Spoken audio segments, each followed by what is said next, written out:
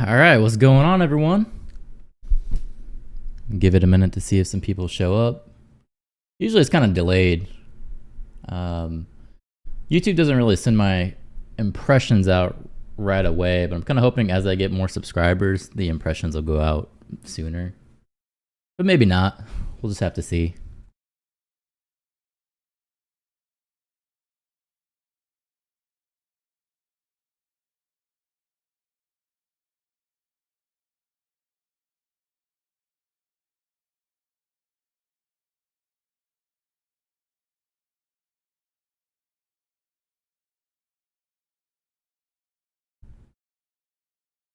My bitrate off or something?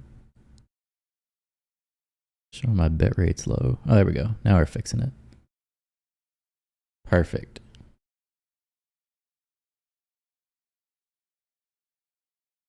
All right, all right.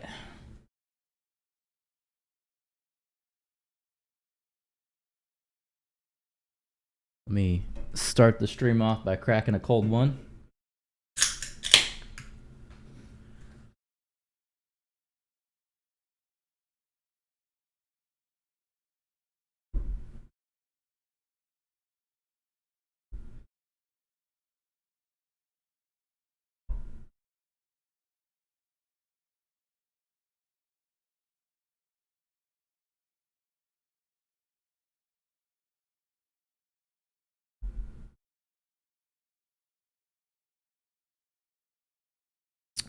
Did anything exciting happen yesterday?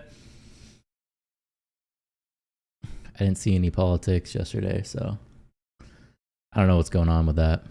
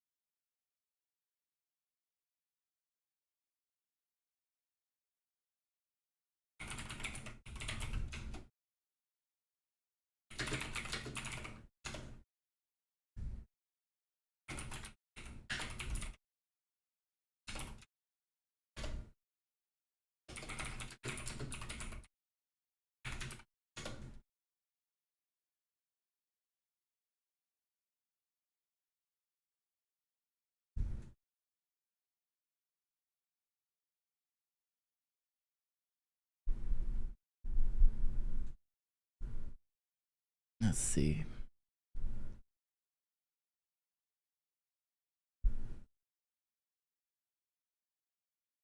There's going to be a Trump rally. It was supposed to start at 1 o'clock. And it's 1:31 now. I don't know how soon he's going to be out there. Probably going to tune into that. And there was also a Trump speech yesterday where he was talking about his allegations of his grape allegations. So I kind of want to watch that to see what he had to say about those people. But let me check the news and see what else is just going on.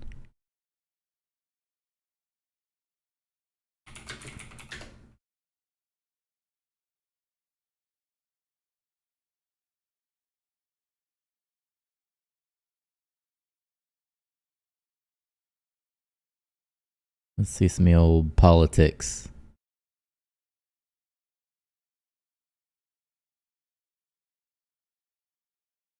So the debate is going to be Tuesday. I'm sure a lot of them are getting ready for that. Let's see. Sharp division persists over Walz's response to the riots that followed the murder of George Floyd. Of course, you're definitely going to have that. Biden's disastrous debate performance offers lessons for Harris and warnings for Trump. Whatever, dude.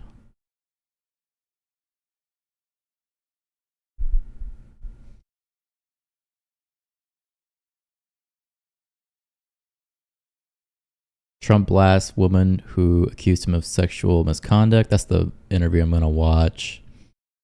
So I want to watch the full thing so I actually get context and can decide for myself what was actually going on. I don't want them to tell me. what to think.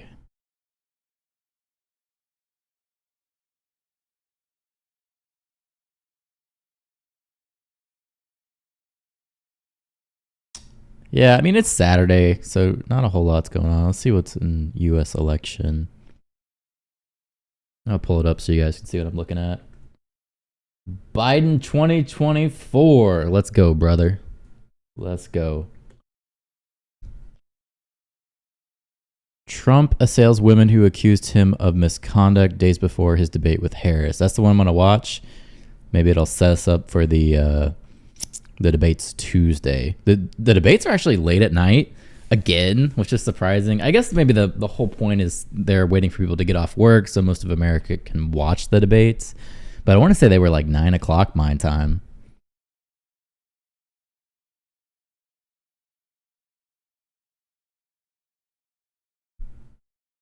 I'll definitely be streaming that because it's going to be good content for sure. American company, Russian propaganda, new Kremlin tactics reveal escalating effort to sway U.S. votes. So yeah, I saw Tim Pool. I just watched an interview that he did with Ben Shapiro. He was basically trying to say that he just owns a media company and they license. He didn't even like specifically say what he was doing. He was saying he licensed things to go out to these other companies. But really, when you read between the lines, he's saying that he's licensing his opinion to be sold on his media companies. So I thought that was weird. You're not really seeing that narrative too much about how he's basically just being paid to say whatever.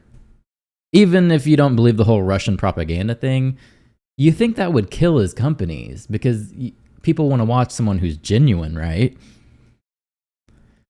Maybe I'm wrong on that. I don't know. Maybe people don't care. They just want to watch whatever political opinion they have. If someone has that opinion, they're going to watch it. But I don't know. To me, I would think you'd want to watch someone who's genuine. And so if he's coming out and saying, "Yeah, I sell these licenses to say whatever they want me to say," and it's not like he did a sponsorship. It's not just like, oh, here's a product, maybe they don't use the product, maybe they do, maybe they like it, whatever. This was literally like a point in his show that he claimed was his ideas until this indictment came out. That's what I don't get. People aren't really outraged about that. But whatever. People are going to like what they like, I guess.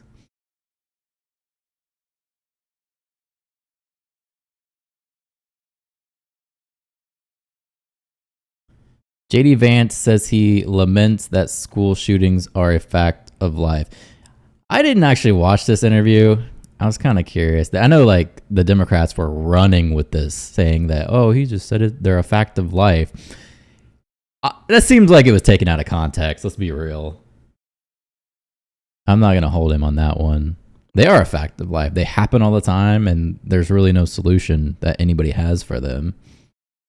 But they're going to try and paint that as him being this psycho who just accepts children dying. That's so not true.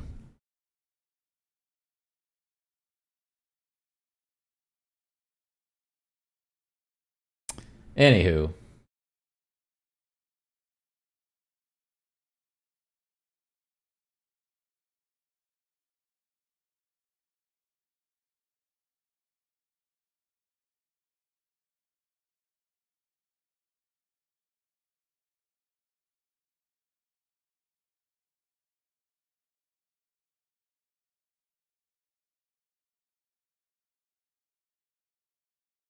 So I guess Trump was pushed back. He's not going to talk for like another 20 minutes.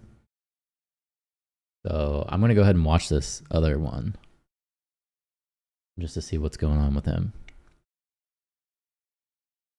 I want to see what he says about these women, if it's like nasty or what.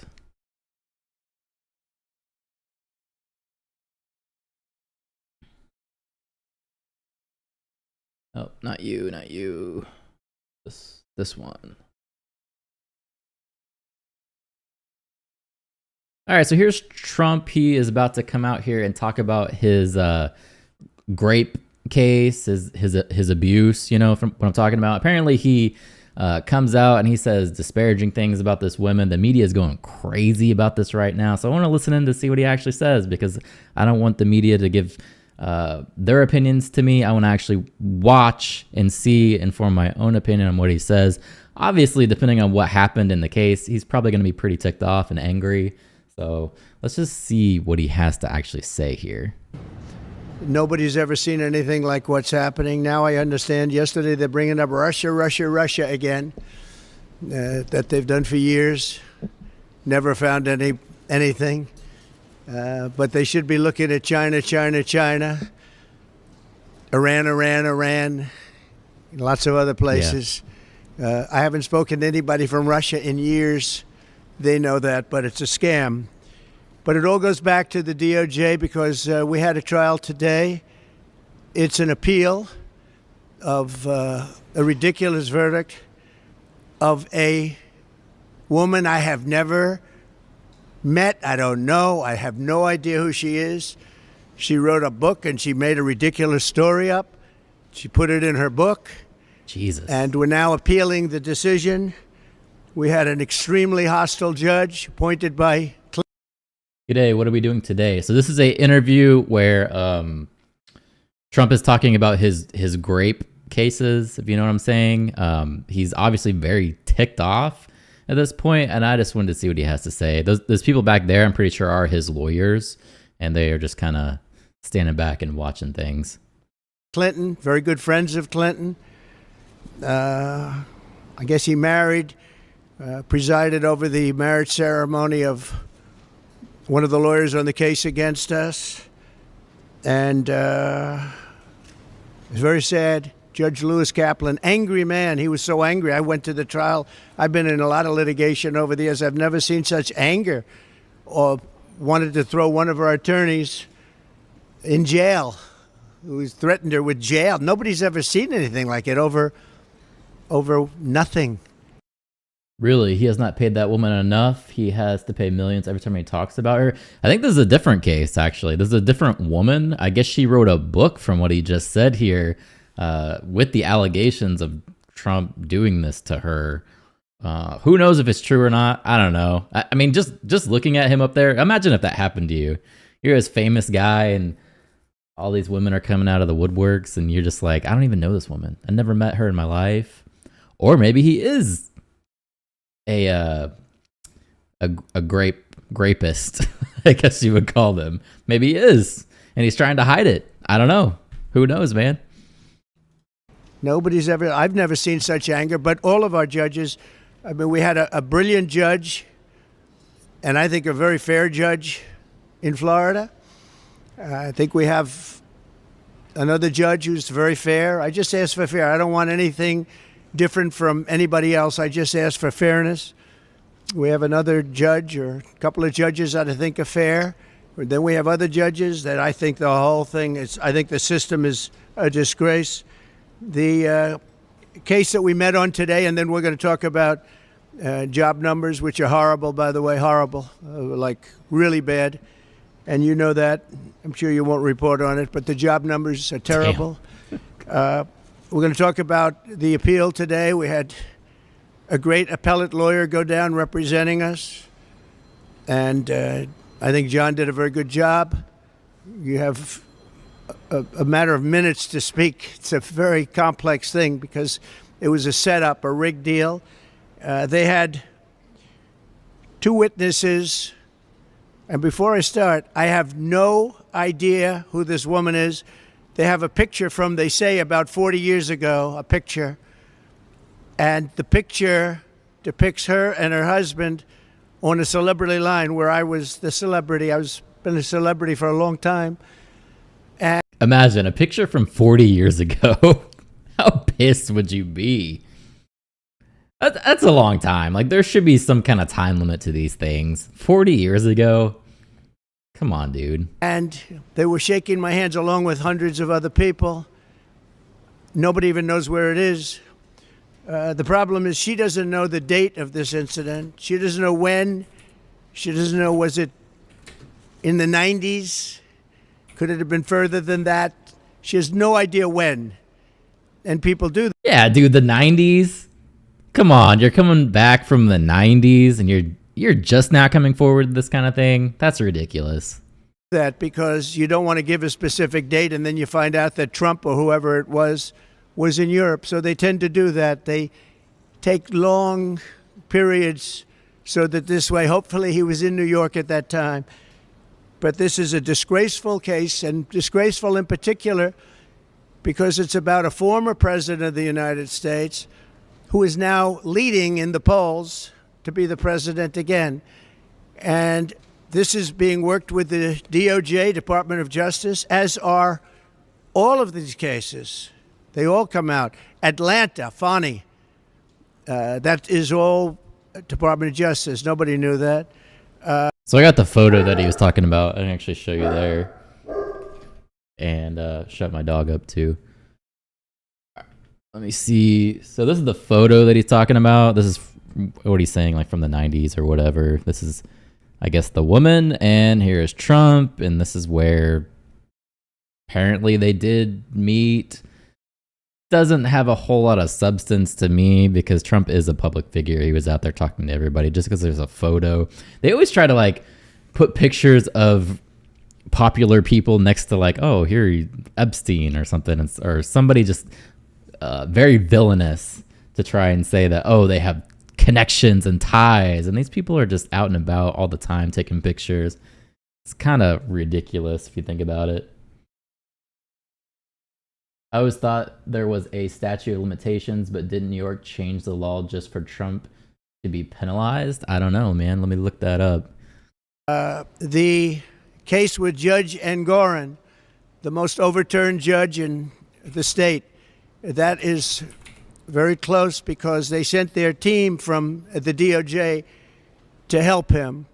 The district attorney, Alvin Bragg, that was all worked with. Again, they sent a top operative from the department, from the DOJ Department of, I call it the Department of Injustice, because they're using the Department of Justice to rig the campaign. These cases are disgraceful. Now, they're brought, for the most part, in front of very hostile areas. So you're actually right there. They did change it. Just show you real quick. It says the New York statute of limitations, which takes effect on February 15th, 2024. So yeah, just this year, was recently signed into law and extends the statute of limitations from 1 year to 3 years for filing unlawful discrimination suits. Well, that's not going to help. That's not the one. Let me see if there's another one. Areas where Republicans get 3 or 4%, like downtown Manhattan, in front of very hostile judges, like hostile like you wouldn't believe. Judge Mershon, Judge Engoron, and Judge Kaplan. So this one here says that there's no statute of limitations for rape and murder. Right here. It says some offenses such as blank and blank have no statute of limitations. So I guess, yeah, there's nothing. You just go after people, I guess. That's how New York rolls. Now you know why it doesn't pay to go out anymore? Stay at home where it's safe. Exactly. I don't want to deal with people. Watch the lawyer on the right's face through this thing. This is a civil case. Let me check this guy out. He looks, just from the freeze frame here, he looks like he's about to fall asleep. All of them, hostile areas, and very, very hostile judges. I've never seen anything like it.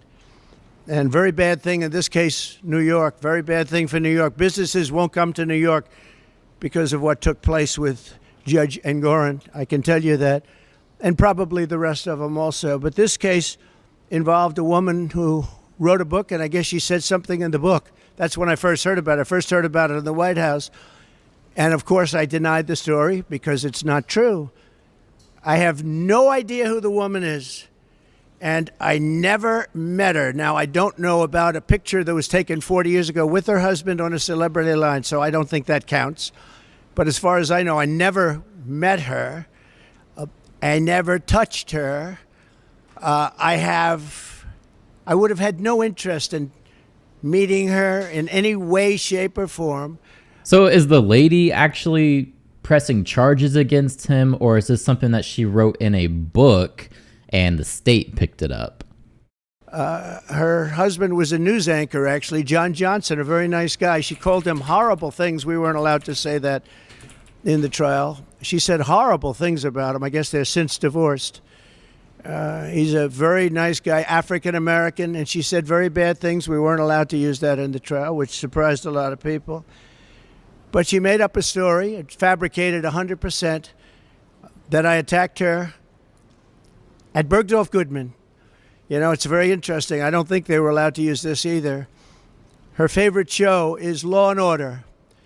And there's a almost exact story as her story in Law and Order about being attacked in the dressing room of a department store. I don't know if they used the name of the store, but that's her favorite show, Law and Order. She said that. And anyway, this evolved into a defamation case against me because I disputed her words because I told the truth. We were called. I was in the White House, and I said, no, it never happened. I didn't even know what they were talking about. This was, I think I was. So I found it from the BBC.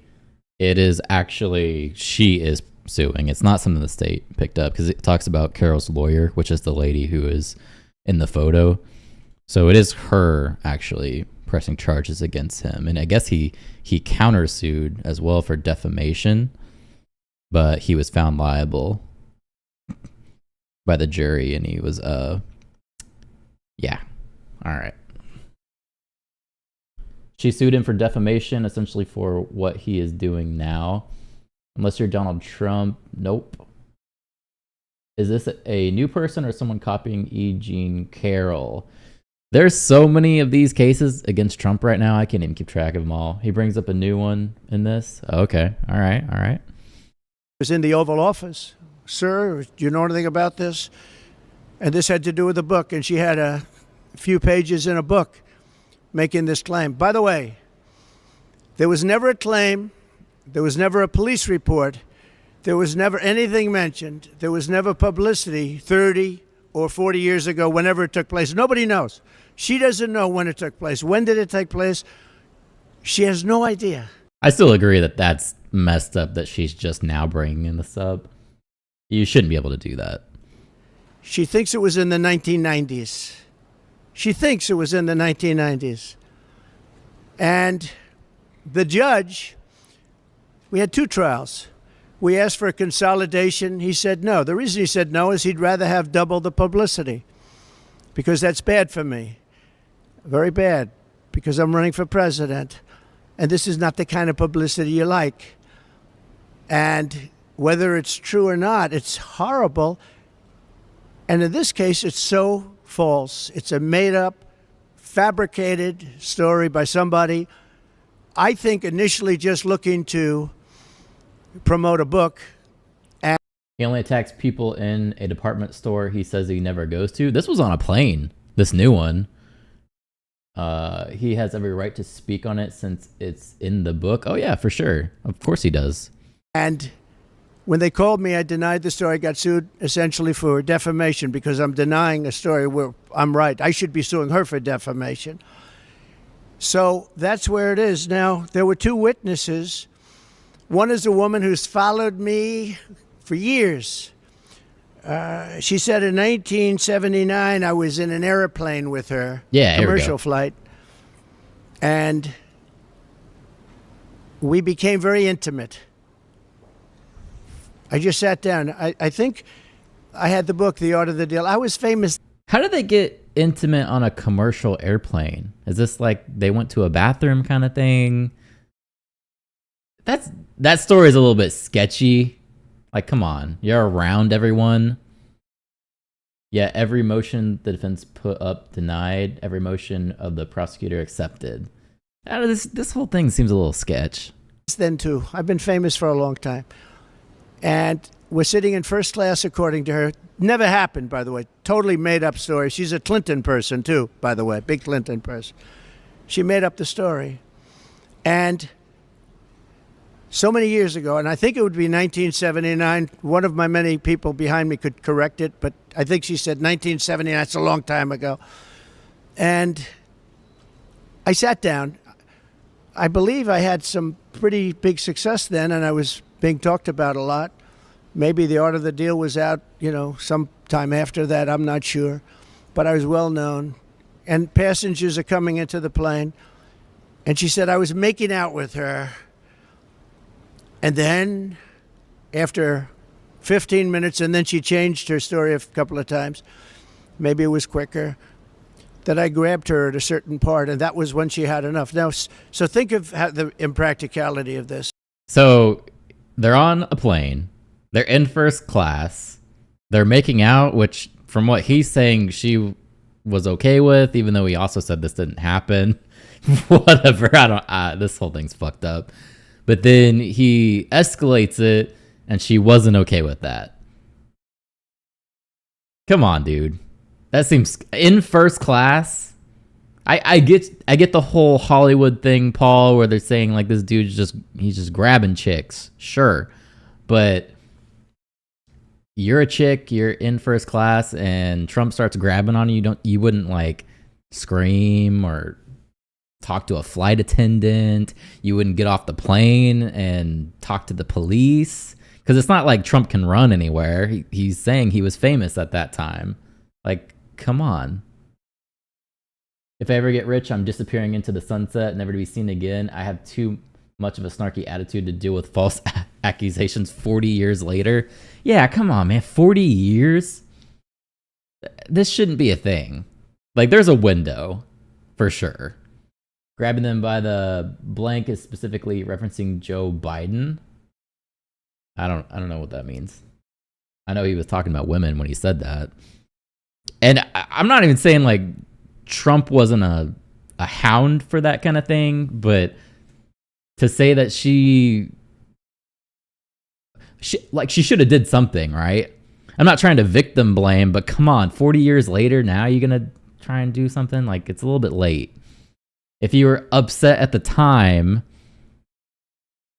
and there's no witnesses, like, come on. Come on, guys. This is a little bit far-fetched. You're in first class. They don't have flight attendants all around you. Look at your average plane. There's people everywhere. You're crammed in there. I just flew last week. You're in this little tin can. Even in first class, you're on top of one another. There's no way, like, if she actually didn't want that, she wouldn't have said something. Like, come on. I'm famous. I'm in a plane. People are coming into the plane. And I'm looking at a woman, and I grab her, and I start kissing her and making out with her. What are the chances of that happening? What are the chances? Yeah. And frankly, I know you're going to say it's a terrible thing to say, but it couldn't have happened. It didn't happen. I've never flown first class. Me either, but every time you get on a commercial flight, you walk past first class. You can see the chairs. It's like you're telling your friends you'd take Donald Trump behind the bleachers and punch him in the face. I don't know what Paul said for that. I don't know, man. And she would not have been the chosen one. She would not have been the chosen one. What?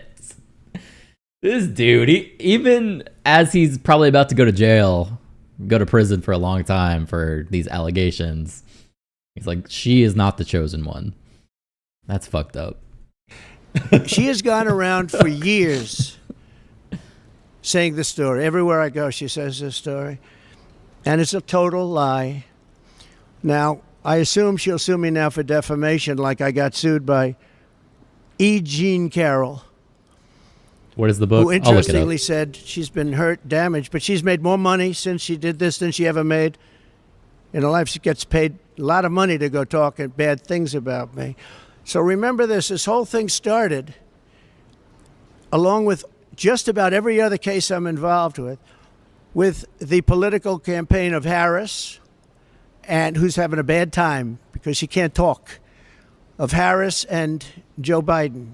The book is called Donald Trump and E. Jean Carroll's Sexual Abuse Proceedings, The Concealed Truth Behind Allegations of Rape and Defamation Against Donald Trump. You can buy it on paperback for $9.99 or $4.99 on Kindle if you're interested. And when was it written? Oh, I didn't look at that. It was written 2023, April 27th.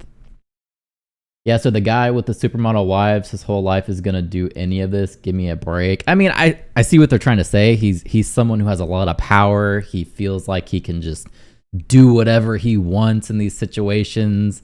And to some extent, he probably has lived a life like that where he's gotten away with law. He has obviously more power than us to get away with things. But when you're talking about on a commercial flight in front of a bunch of people, like if she screamed or something, like there wouldn't have been a bunch of dudes on that plane jumping up to whoop his ass. Like, come on.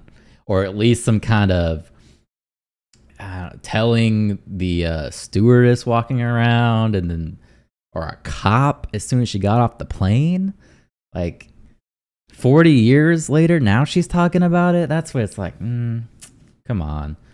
More power, more risk of false allegation. In this case, yeah, it's just hard to believe. This was election interference. It all is. It's all fabricated.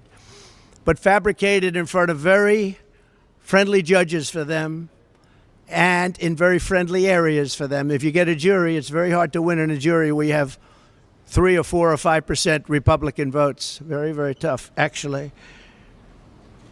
2 witnesses. One is named Jessica Leeds, so she was up again. She can't get rid of her. She was up. She said, I was in an airplane doing that. A couple of things. You have an armrest in planes back in those days. Oh, by the way, she didn't know anything about the flight, where we were going. Where I was in very few flights. I was a New York guy building New York buildings. I was in very few airplanes, I will tell you, in those days. 1979, I think. It's a long time ago. But you had the armrest, and in the old days, they didn't move. Okay? But she said... She didn't know? Yeah, I mean, this was 40 years ago. How could she know any of the details? How could you remember any of that? I'm not even 40 years old, and there's definitely things that I just cannot remember. Now, you could say she was shocked so much that she remembered that happening, but she doesn't have the details? Like, come on. She was emotionally scarred so much that she doesn't remember any of it? And she didn't do anything? Come on. You'd remember if you were graped. Yeah, exactly. You'd remember what you were doing, where you were going. Like, that's some PTSD type of shit. You're going to remember some of that. I don't think he deserves any benefit of the doubt, especially at this point. That's not how our justice system works, bro. I'm sorry. You can hate him, but you can't just assume he's guilty and try to tarnish his election results because of it. There has to actually be proof. That's the thing. You can't just victimize someone like that and with no proof. And I'm talking about Trump being the victim here. That's not how it works. Innocent until proven guilty. You know, that's our system. She then got out and she went to the back of the plane, and that was the end of the story, I think.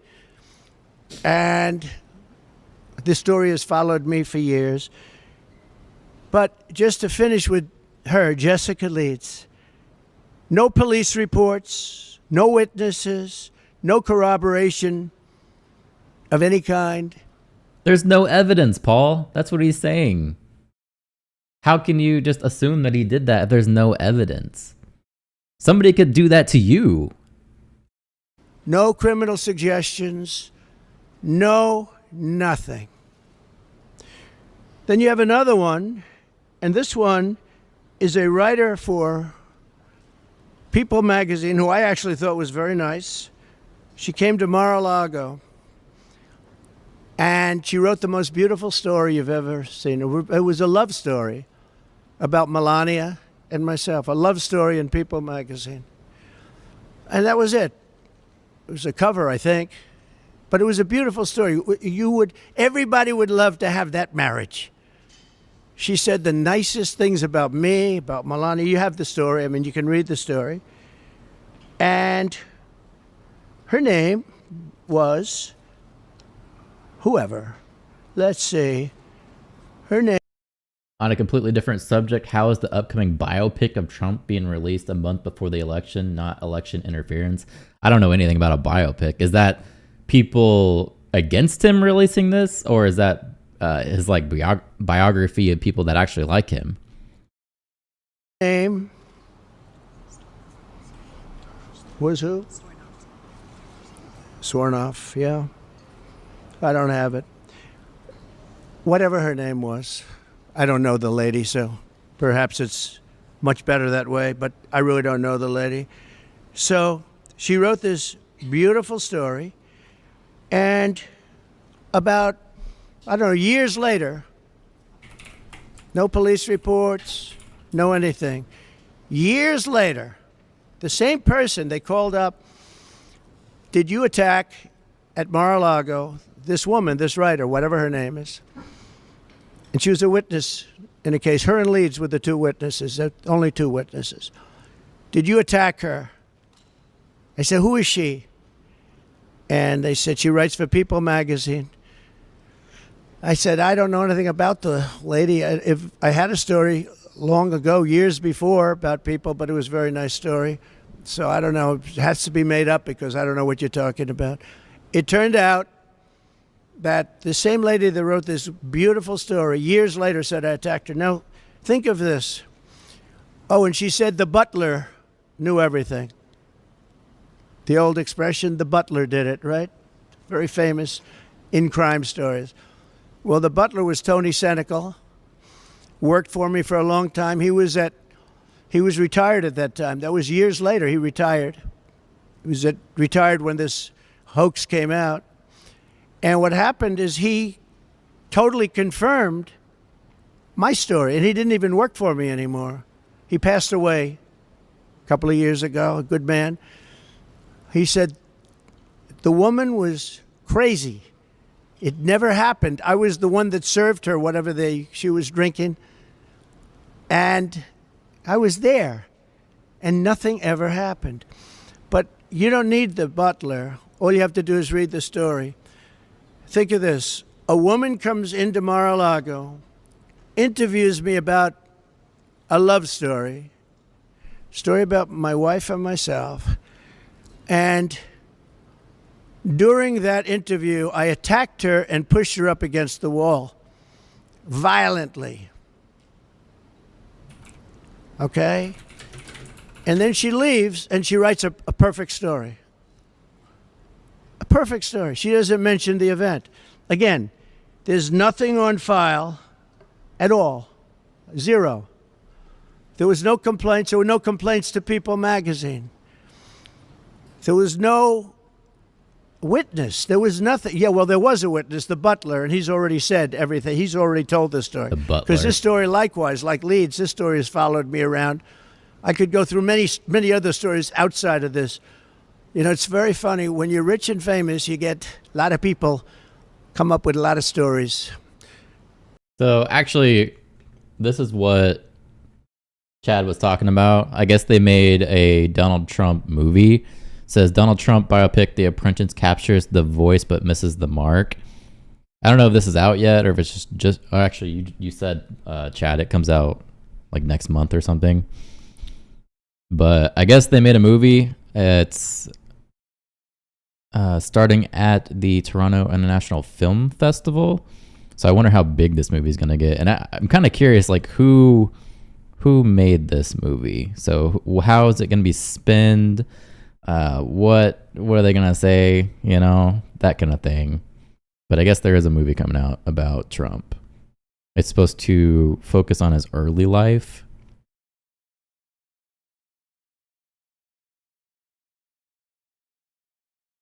It says, but following legal threats from Trump's lawyers that, according to Absabi spook distributors, a wide release for the film could be in jeopardy. So maybe it won't come out. So I'm assuming it's an anti-Trump film if Trump's lawyers are on top of it. So interesting. Totally absurd. Yeah, it's a little crazy. That would be coming out right before the election. But your writers and some of you are legitimate writers and some of you aren't. Some of you are fake news and some of you are real news. But put yourself in my position. I'm running for president, and I have all these cases all of a sudden come out. And they're fake cases, and they report back to DOJ. And you have Lisa Monaco, one of the people at DOJ who I saw the other day talking about the Russia hoax.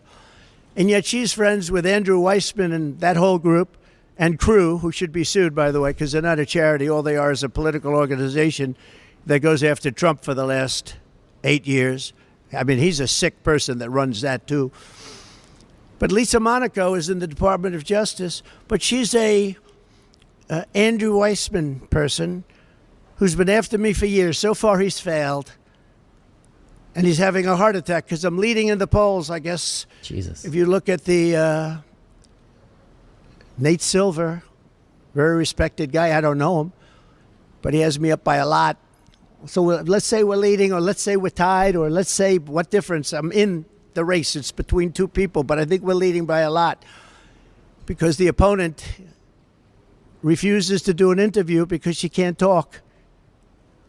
And they're not going to skate through it. We're not going to have a Marxist president. The people are getting it.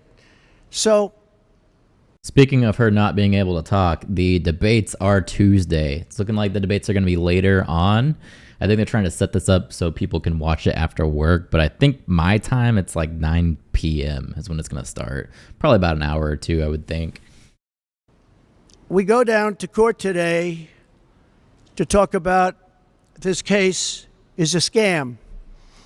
And all I can... Not to take away from the victims of SA, but if you're same space as a person of the opposite gender, it's a he said, she said battle, even if nothing happened. Yeah, exactly. It's like, and especially 40 years ago, and there's no evidence. Like, come on. Leading by a lot. Yeah, I've polled a bunch of polls, and they usually are showing that Kamala is winning by quite a bit. Now, there was Trump did go up in the polls after Kamala's interview with CNN and Dana Bash. I guess a lot of people didn't like that, so there was a little shift there. But even then, it was only like 3 polls when I looked at it that Trump was leading. So it wasn't like he's leading in the polls. I can say is that I never met the woman other than this picture, which could have been AI generated. I don't know. Showed up out of nowhere, but it's fine. Nice picture with her husband, and lots of other people are online. It's a celebrity line. But never met her, never touched her, never had anything to do with her. The other thing is I was very famous then. If I would have walked into Bergdorf Goodman, the department store that she said, everybody would have said, oh, there's Trump. And it would have been, at that time, on page 6. Page 6 was the equivalent of today's internet.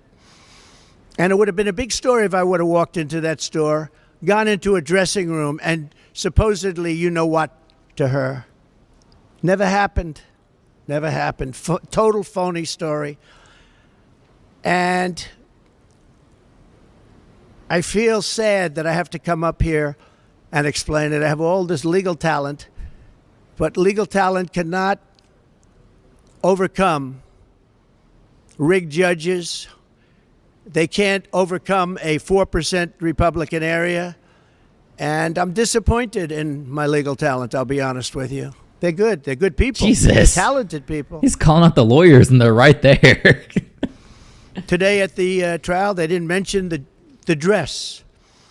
So the Monica Lewinsky type dress was a big part of the trial. Big part of the trial. I said, why didn't you mention that?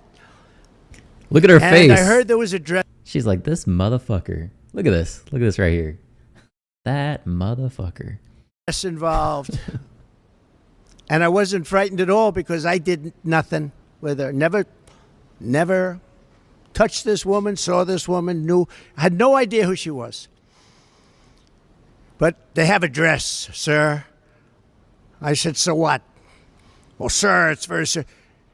They used that dress to try and intimidate me. They used that dress with the public. That dress was such a famous dress. It was Monica Lewinsky, part 2, the dress. And the judge wanted it for trial. And it was going to go into trial. Who? Okay, he's saying she has a dress as evidence. That changes things completely because he was just saying before there was no evidence. And a dress from 40 years ago, who's going to have that? And then they found out there was nothing on the dress, which I knew. And then the judge wouldn't allow it to be used. So they used it as a cudgel. They used it as a hammer over my head. And then the judge, when he heard that it showed totally negative, the judge wouldn't allow us to use it at trial. Then there was an Anderson Cooper interview where she said essentially, no, he didn't rape me. She was selling her book. She wrote a book. The book would have been a total failure, probably was anyway, although probably sold more recently. The dress probably wasn't admissible because it would ruin her career or her case. So I have CNN over here. I looked for dress, and it said, they also said that the judge was wrong to stop them from questioning Carol about statements she made relating to Trump's DNA and the dress she kept from the department store. So she did keep the dress.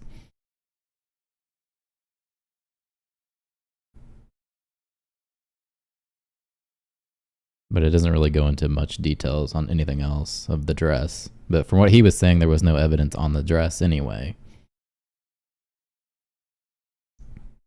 As their testimony shows, Trump engaged in a pattern of abruptly lunging at a woman in a semi-public space, pressing his body against her, kissing her, and sexually touching her without consent, and later categorically denying the allegations and declaring that the accuser was too unattracted for him to have assaulted her. He did just say that too. He said she was not the chosen one. Trump cannot show any abuse of discretion in the district court's careful evidentiary rulings, and even if he could, Trump would not be entitled to a new trial given the overwhelming evidence supporting the verdict in Carol's favor. But what's the evidence? There's no evidence. What are they talking about? Let's see what's going on here. The lawyers are getting pissed. Yeah, they definitely are. She claimed a dress, but he refused to supply DNA. Did he? Let's see this. Because CNN's going to say something about that for sure. They're going to be anti-Trump. That's the comments. Is blah, blah, blah, blah, blah. He never touched her. Blah, blah, blah, blah. Now I assume she'll sue me for defamation.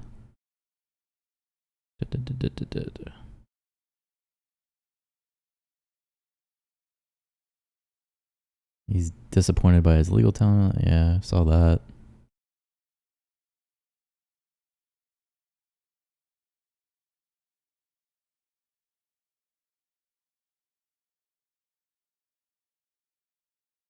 So they're pretty much saying it's he said, she said too. Yeah, that Trump groped her on an airplane in the 1970s. Jesus, that's a long time ago.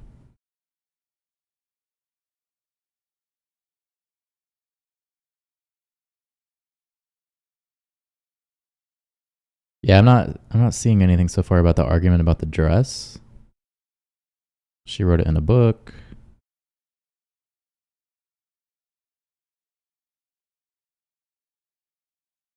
Yeah, it doesn't say anything about it.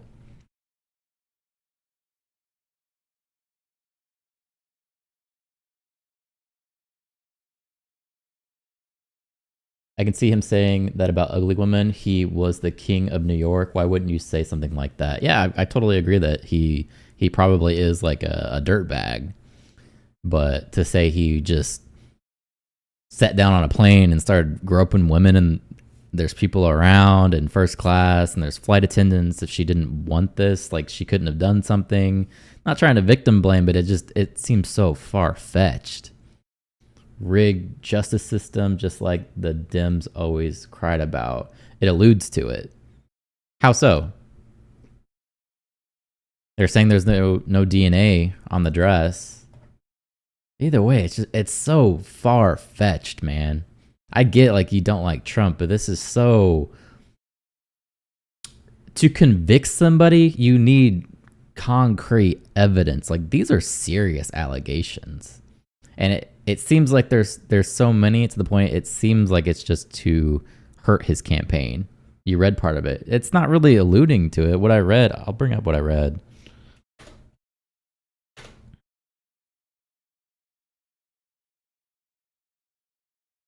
So what I read here, it says they also said that the judge was wrong to stop them from questioning Carol about statements she made relating to Trump's DNA and the dress she kept from the department store encounter.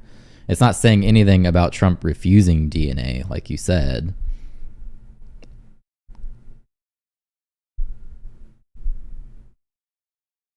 Everyone knows once you go black, you can never go back. So why would she entertain going to the department store with him? I don't know what you're saying there.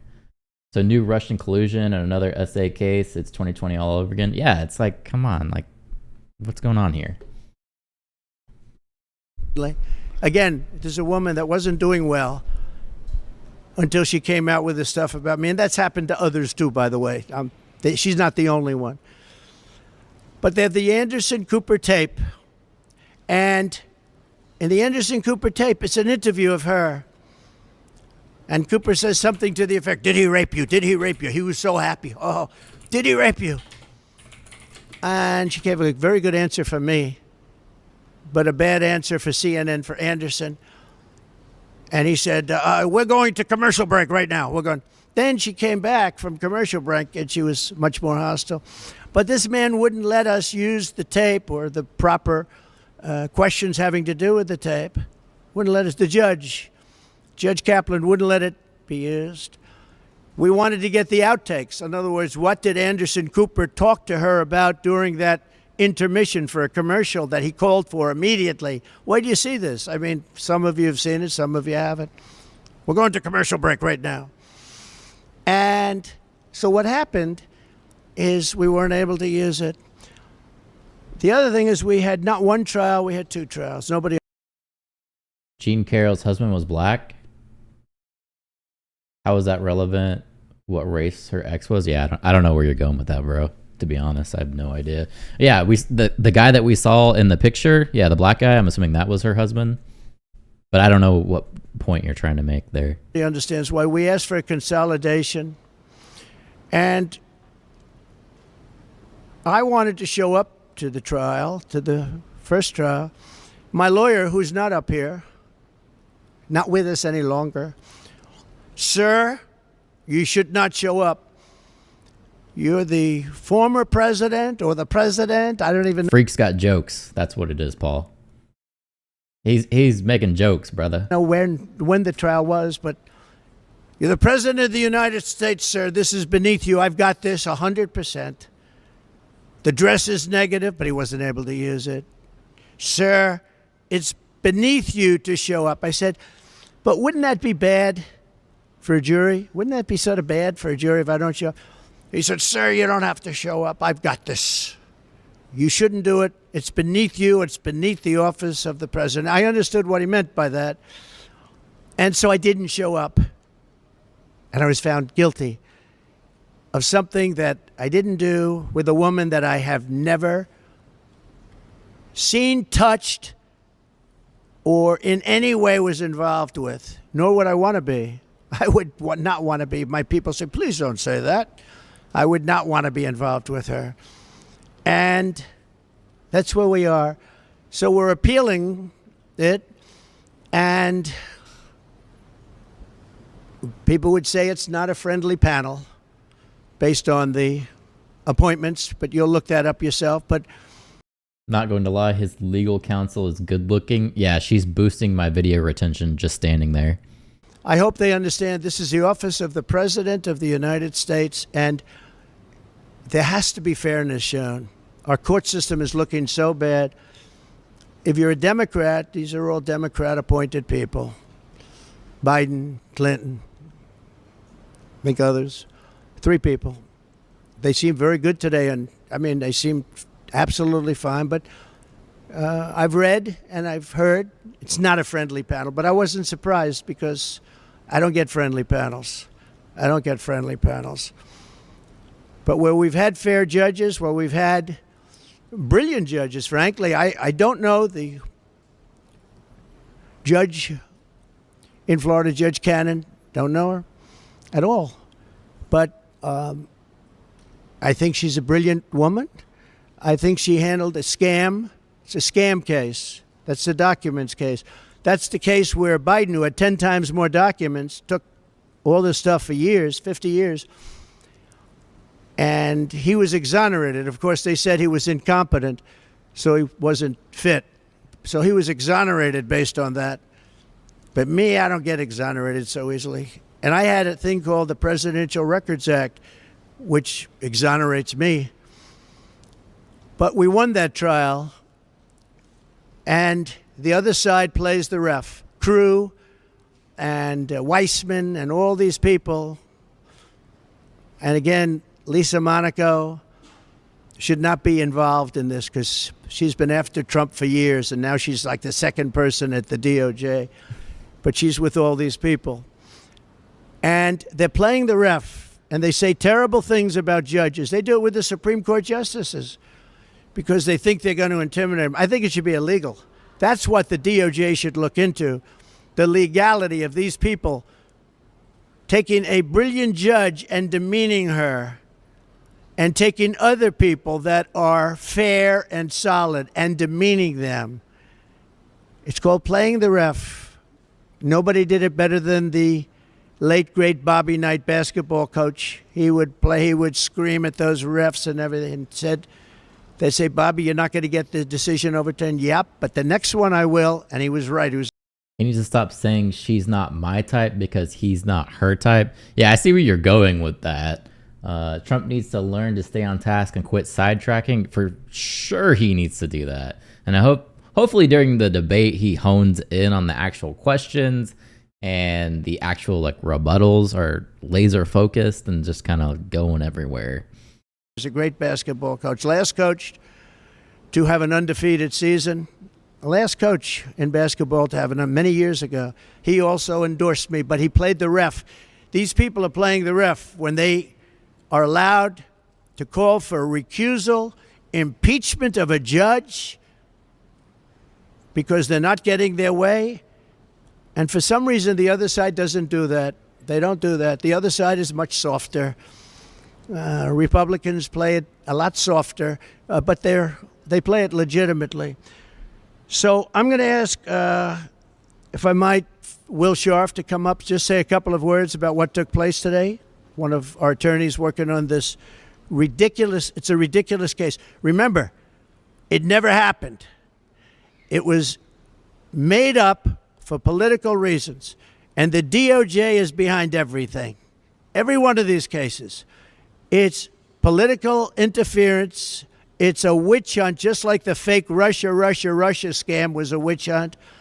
And just like they want to start that scam all over again by announcing that Russia, we're talking about. And you know what they do when they do that? They intimidate people from having a fair election. They intimidate poll workers from speaking up when they see crooked things take place in the election. And it's a disgrace. Our country's in serious trouble. Our judicial system is in very serious trouble. Will, please come up. Thank you. So now he's going to bring up his lawyer, who he just insulted. Good morning, y'all. My name is Will Scharf. I'm one of President Trump's attorneys. Today, we presented oral argument before the United States Court of Appeals for the Second Circuit in one of 2 cases brought against President Trump by E. Jean Carroll. Now, it's really important to remember that E. Jean Carroll's story at its heart is an utterly implausible he said, she said story. There is no corroboration for anything she has ever claimed about President Trump. There are no corroborating witnesses, as President Trump alluded to. There is not confirmatory DNA. No police report was filed at the time of this alleged incident. She was unable to identify when this incident occurred until quite recently. No surveillance evidence or witnesses have ever been found or come forward confirming any aspect of E. Jean Carroll's story. In light of that, in light of the utter implausibility of the story that E. Jean Carroll was attempting to sell to the jury in this case, her attorneys introduced evidence that should have never seen the inside of a courtroom. Utterly insane efforts to introduce propensity witnesses, Jessica Leeds and Natasha Stoynoff, most notably, in an unfair and improper effort to buttress E. Jean Carroll's failed attempt to assault President Trump. Jessica Leeds' story is instructive here. This is a woman who claims that in the middle of a crowded airliner in 1979, President Trump assaulted her. Leeds has never been able to identify where this plane departed from, where it went to, the date of the flight in question, making our efforts to disprove her testimony extremely difficult. Under the federal rules of evidence, this story should have never been allowed to be presented to the jury in this case. The same is true of Natasha Stoynoff's story, which again lacks any indicia of reliability, any sort of credibility, any sort of confirmatory testimony from other witnesses, or anything else that would make you believe that this actually happened. So on the one hand, you have a judge who allowed in this improper propensity evidence that should not have been allowed in. In our view, that polluted the jury's deliberations in this case. That presented a story to the jury of a series of a pattern of conduct that the jury should not have been considering. And we think that absent that propensity evidence, no fair jury could have reached the verdict that was reached in this case. And as a result, we believe that this verdict needs to be overturned. But there's more than that. In addition to this improper propensity evidence, President Trump and his trial team were prevented from cross-examining E. Jean Carroll and other witnesses on crucial issues in particular relating to political coordination and the political motivation behind this entire lawsuit. This is a lawsuit that was instigated in large part by George Conway, a longtime political foe and adversary of President Trump. This is a lawsuit that was funded by Reid Hoffman, a key political ally of the Biden-Harris administration and a major Democrat donor. We were limited in the evidence we were allowed to present at trial about these crucial facts. We were prevented from cross-examining E. Jean Carroll on aspects of that dynamic that underlies this entire lawsuit. And that, too, unfairly corrupted the jury's deliberations in this case and requires reversal of the jury verdict. I think this political coordination point is particularly important, though. It's important to emphasize because what we have seen in the last few years is a weaponization by the Biden administration and by their political allies of our legal system and of our courts to unlawfully, unconstitutionally interfere with President Trump's core First Amendment right to run for president. That is a right guaranteed to him by the Constitution. That is the right that his political opponents are attempting to strip away from him. We have seen this in case after case after case where unfair political motives have underlay what should be serious legal proceedings. And I think when you look at this situation in toto, when you look at what the left, when you look at what the Biden-Harris administration is attempting to do to President Trump, this is insane. This is an absolute abuse of our legal system. It's an absolute abuse of the rule of law. It should be deeply offensive, not just to political supporters of President Trump, but to each and every American. With respect to today's appeal, we are hopeful that the Second Circuit understands what's at stake here. We are hopeful that the Second Circuit understands what occurred during this trial, which was an improper use of evidence to buttress E. Jean Carroll's entirely meritless claims on the one hand, and an improper exclusion of evidence that would have informed the jury about the true motivation behind this lawsuit and that we believe would have resulted in a very different verdict. Thank you. Thank you very much. Has he even taken a breath yet? No. Oh, the Good other one's going to afternoon. talk. I've done this one too many times, actually too many times for the last 3.5 years while President Trump has been trying to fight to get this country back. And I want to speak to the American women, and I want to speak to the people that need to get out and vote on November 5th. I have sat with President Trump for years now while he has been targeted with lies and with judges, AGs, and DAs who have specifically run in this city and others on getting Trump. The Trump administration will fix this problem. We will stop Kamala Harris's regime, because she was there, let's not forget that, and she still is, of using officials from the White House, putting them in DA's offices, in AG's offices, and attacking your political opponent. And this country deserves better than this. We do. We should not be sitting here at a press conference talking about this. We did this in 2016, and every woman had no reports. They come out when it's election time. And as a woman who has stood with President Trump, who has spent extensive time with President Trump and with his beautiful family, I will tell you, that is not President Trump, and I completely am disgusted by what I have seen happen to this person, his family, and the Trump organization that we stand in right now. You must vote Donald Trump back in, because as an attorney, as a woman, as a mother, our future of this country depends on it, and we need to stop this from happening. The DOJ is supposed to help our country and protect us, not attack us, because you cannot win in the polls. Thank you. All right, there you go. Thank you very much, both. And just in finishing this, we have numerous other trials that are also very much in coordination with the DOJ. They actually took just about their top person and they put him into the offices of the Attorney General of New York, and then also the office of the DA Bragg's office, to make sure the case is brought viciously against their political opponent. And it's a shame. It's a shame. Businesses will not come to New York because of it. They actually, in the case of Engoron, they used a consumer frauds case, never used before for a thing like this. And not only were my numbers correct, and again, this was a generality. All you need is a general, but I had really good numbers, but they were very conservative, very much on the low side. And the judge knew that. And the judge ruled a fine against me, the likes of which has never even been heard of.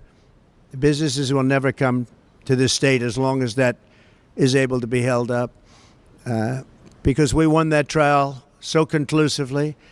We had an expert witness said that President Trump's financial, this was an expert witness from the Stern School of Business, one of the most highly respected people in the country, as an expert witness. He said, to the best of my remembering, it's a big statement, but he said, this is perhaps the best financial statement I've ever seen. But the judge made me pay like a $400 million fine. This is a consumer fraud statement. Think of it, consumer frauds case that they made it in. The judge refused to give it over to the commercial division where they could understand things, and they would have dismissed it immediately because this case had no merit whatsoever. The judge wanted to settle the case for a very much smaller amount. And I said, I'm not going to settle. I didn't do anything wrong. But he would have settled the case for a much smaller amount. He wanted to settle it for a much more. We had numerous meetings in his office for a fraction of the number that he gave. That was one of the interesting things. I figured that the worst that you could do is what he wanted to settle for, which was a very small number by comparison. And then he just came out with this number. This was a coordination with the DOJ. And the other case that you know about and you've been hearing about, which is same kind of a thing, also in coordination, is the Bragg case. And they actually wanted to put them together in New York. They wanted to put the DA case together with the Attorney General case, but they both wanted credit. They couldn't understand, they both wanted credit, so they had their own cases. And it's very corrupt in New York, and very, very corrupt. It's a very corrupt place and doing very badly. But when people see what happened, and when they see, I've had so many calls from business people saying, this is just terrible. Today, there was a story about somebody in Southern District who's highly respected, knocking the hell out of both of those cases, say it's an embarrassment they were allowed to be brought.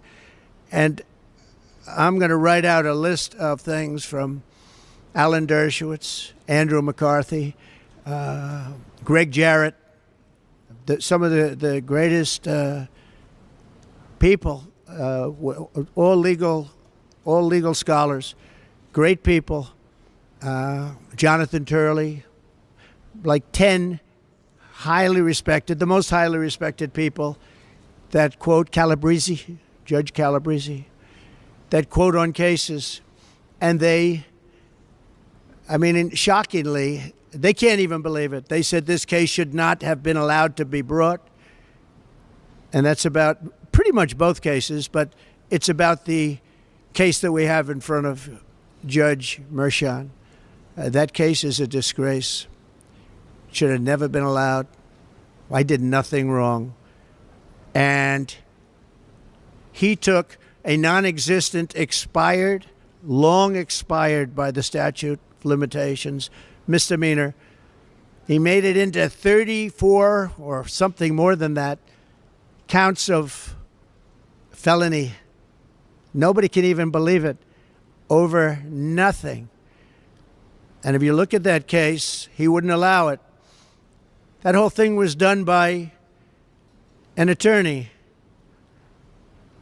I had nothing to do with it. That was done by an attorney, a sleazebag named Michael Cohen. And he did the whole thing.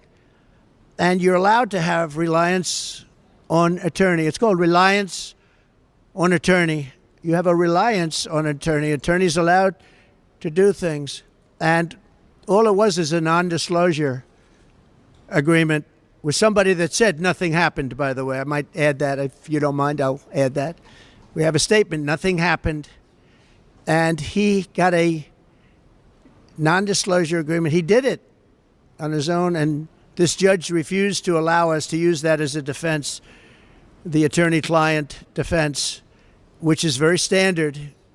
Other people have never heard that you're not allowed to use it. But he's the one that did it because I was running for president and running the country. He's the one that did it. So all of these cases are a disgrace.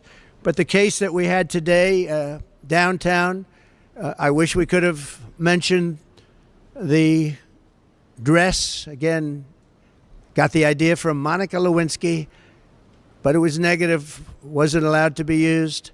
I wish we could have mentioned many of the other things, and I certainly wish we could have gone to CNN and got the outtakes, what's called the outtakes. What did Anderson Cooper tell her during the commercial? I'd love to find that out. So that's where we are. We have a very corrupt system of laws, but in that system we have some very good judges also, and I think in the end the good judges will prevail. And I hope Democrat-appointed judges can see a scam like this where somebody... That's a mini jab at Hillary. Exactly. That was his plan there. Just makes up a story, probably out of Law and Order. I don't know. She made it up out of somewhere, but check out the Law and Order episode that we're talking about. Make up a story, and I end up getting sued. And by the way, the punishment is like $89 million. And wouldn't have two cases. It should have been one case. But two cases is better because you get double bad publicity. We asked the judge, could you consolidate the cases, same case? And he refused to do so. He wanted two cases. So two cases, two sets of lawyers, two everything. It's really, really very disgraceful. Let me talk about job numbers because, as you know, they just came out and they're a basic disaster. They are really bad. You had numbers that are shocking. Native-born Americans, we lost 1.3 million jobs, while foreign-born Americans were able to take all of those jobs. So foreigners coming in illegally, largely illegally, into our country, took the jobs of native-born Americans. And I've been telling you that's what's going to happen because we have millions and millions of people pouring into our country, many from prisons and jails and mental institutions and insane asylums.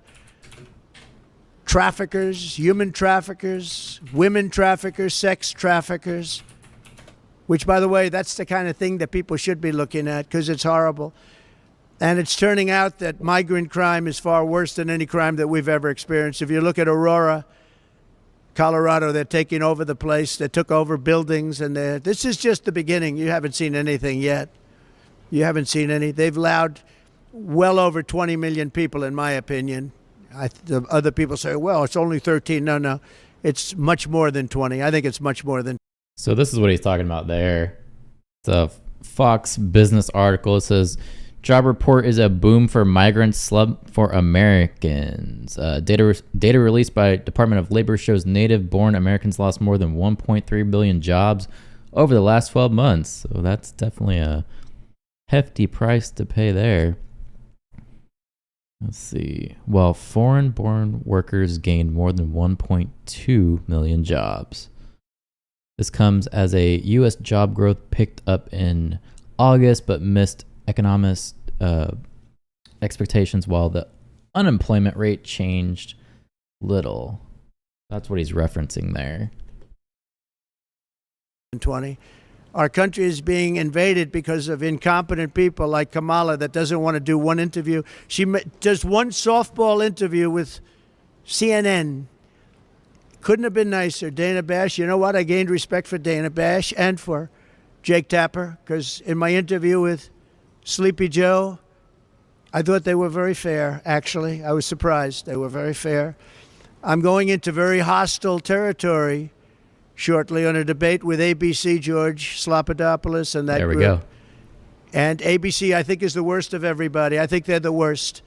They're the nastiest. They're as bad as you can be. They're worse than NBC, which is saying a lot. And we have something coming. And the reason I'm doing it is because that's the only one that she would do it with, because her best friend is the head of ABC or ABC News, and her husband's best friend is married to that one. So when we're looking at these cases that are being brought up against Trump, they're probably not swaying any votes. I still think the people that were going to vote for Trump are still voting for Trump. They don't believe it. And the people that believe he's actually like this, we're probably not going to vote for him anyway. So besides maybe the repercussions of him going to prison after the election, or the time spent that is going into this while he's trying to run for office, does any of this really matter? I mean, those are two big deals. Obviously, he's being taken away from the campaign trail with the threat of going to prison. So that's a big deal. But I don't think it matters much to voters. This issue right here, I don't think it's swaying any opinions. So, and Donna Brazile is there. You remember the famous Donna Brazile? She gave Hillary Clinton the questions. You remember that? That was a little embarrassing. She got fired, I assume, for that. But now she's working at ABC. So I said, I'll do it anyway, because even if she knows the answers and knows the questions, I don't think she'll be very good. And this is not what our country wants. And I feel I have an obligation to do it. And she'd never stand up here like this and give a news conference and speak about what's happening with the weaponization of our justice system. This is the weaponization of justice at a level that nobody's ever seen in this country before. We've never seen it. You see it in third world countries, you see it in banana republics, but you don't see it in the United States of America, and it's a very sad thing. And I think I'm doing a great service by having gone through it and revealing it, because, you know, it came out with a indictment from the district attorney, which again, just revealed today, and I hope you're going to do a story because it's a big story. The Southern District of New York was, and this is a very highly respected group of people. He said it was a disgrace that that case was brought. It was a disgrace that the case was brought in front of Mershon. The case is a disgrace. Should have never been brought. Should have never been brought. And the case in front of Judge Engoron, just in terms of the case itself, we had 4 or 5 overturns in the appellate division. I only hope the appellate division, for the good of New York, otherwise you just say, God save the state. For the good of New York, I hope that the appellate division will do what's right on that case, because that case was a scam. But every single one of these cases that I'm mentioning, they're all hoaxes and scams. No different than Russia, Russia, Russia, Ukraine, Ukraine, Ukraine. the impeachment hoax number one, impeachment hoax number two, all these things that we won. We won them all. But it takes time, it takes effort. And they're at it again. But this time, what they're doing is they're hitting us as hard as possible. You know, it's very interesting. It just brings to light the lawyer on the hoax that we're talking about now, having to do with E. Jean Carroll. She said, the way to defeat Trump is go after him civilly as often as possible, make his life miserable, sue him all the time, keep him in court, and let him spend a fortune. That's the lawyer I have in the E. Jean Carroll case. And that's exactly what they've done. The only thing I can say that's good about it is the public understands. And my poll numbers, I believe, are higher now than they would have been without it. His poll numbers are not higher because of this case. But again, like I said, I don't think this is swaying anybody's opinion either way. It is hurting him financially. It's hurting him with the amount of time that he has to deal with all these cases. But in the grand scheme of thing, I don't think it's really going to matter. This is kind of like a nothing burger. Unless he goes to prison afterwards, then it's going to matter for him for sure. Yep, his crazy followers will never wake up. And the freak says TDS is forever. Probably right. Yeah, looking at this, I don't think this is so much of a hot issue besides the time it's going to take. Because the public understands it's a hoax, it's a scam, it's a political witch hunt, and some of you should be ashamed of yourselves. Thank you very much, everybody. Thank you. All right, so there he is. I'm going to see where he's at coming out on stage in a second. I'm just going to go to the restroom really quick before we start the new one.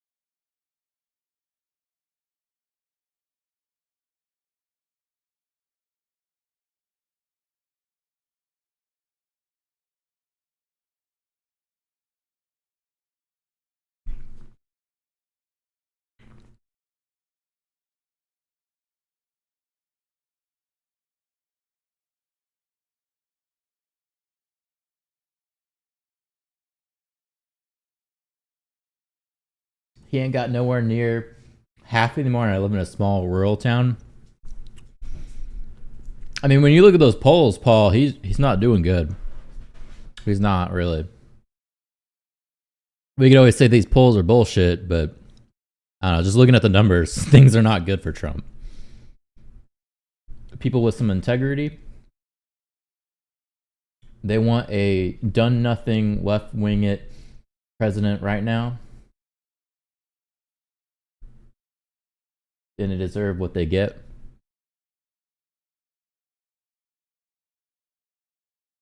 And not too many Trump signs here compared to 2020, just the hardcore. Here in Florida, it's like Trump everywhere, pretty much. We definitely have our spots of like liberals for sure, especially in like the bigger towns. I cook collard greens in the bathtub, that kind of integrity. Yeah, you could definitely say she has some. She's a joke in some sense. She's a big old meme.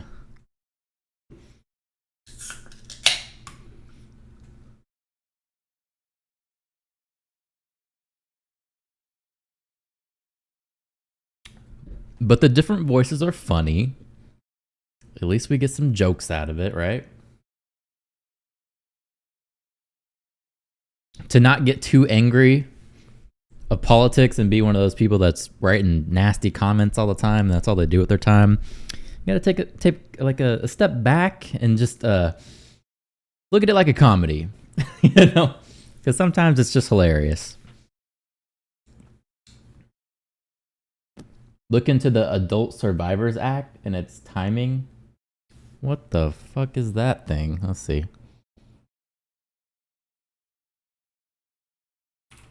What'd you call it? Adult Survivors Act?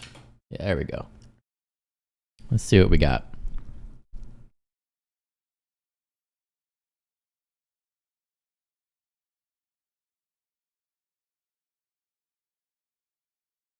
So this is Safe Horizon, whoever that, safehorizon.org. Okay, they say the Adult Survivors Act created a special 1-year look back window allowing survivors whose case or claim has expired outside of the statute of limitations and who were 18 or older when they were sexually assaulted in New York State to file a lawsuit against the person who harmed them and or the negligent institution.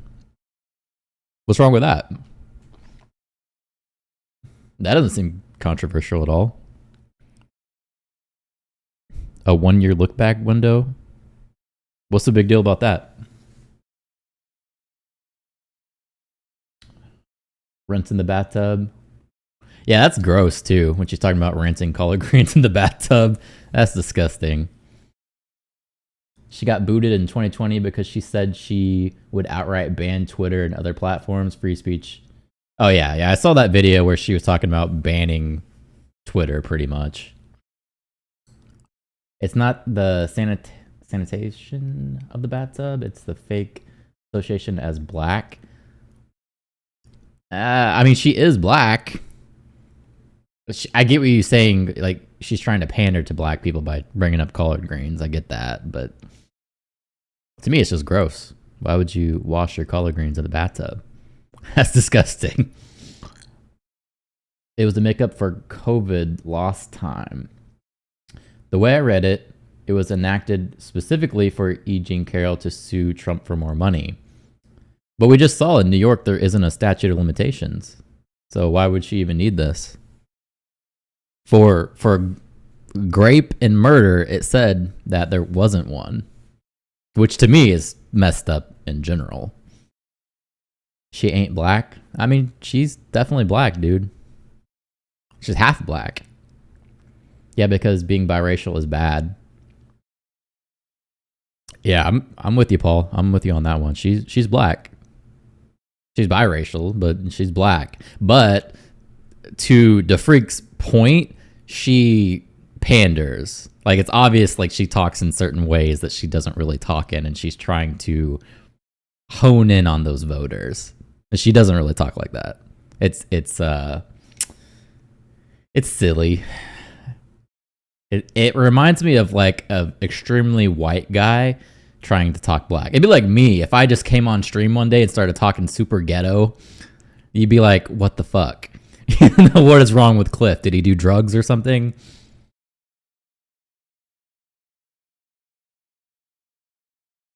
As Indian South Asians, they own black, if that's what you mean.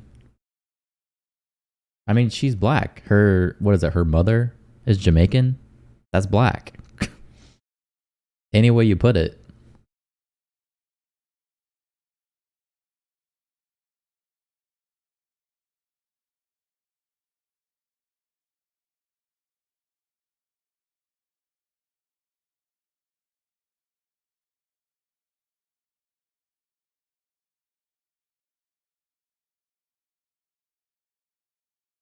That would make you more integral. I guess it would make me a phony for sure. I'm sure people do things to appeal to certain audiences all the time. That one was just so obvious that you had to make jokes about it. Her mom is Indian, her dad is white and Indian. Nah, I'm pretty sure one of them's Jamaican. I don't remember which one. I thought her dad was the Indian. There's a term for that, people who have more than one culture background and the ability to fit into each. I'm biracial as well.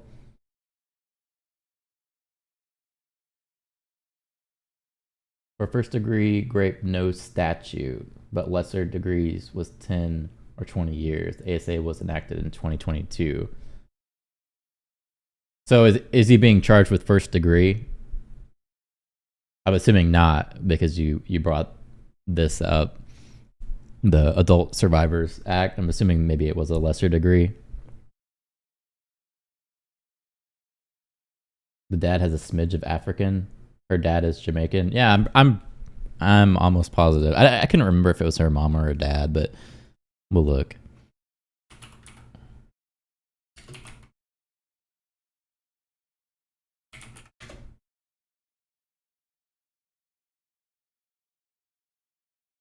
Kamala's Jamaican connection. Let's see if this doesn't have ads on it. Of course it does. So we're not going to go with that one.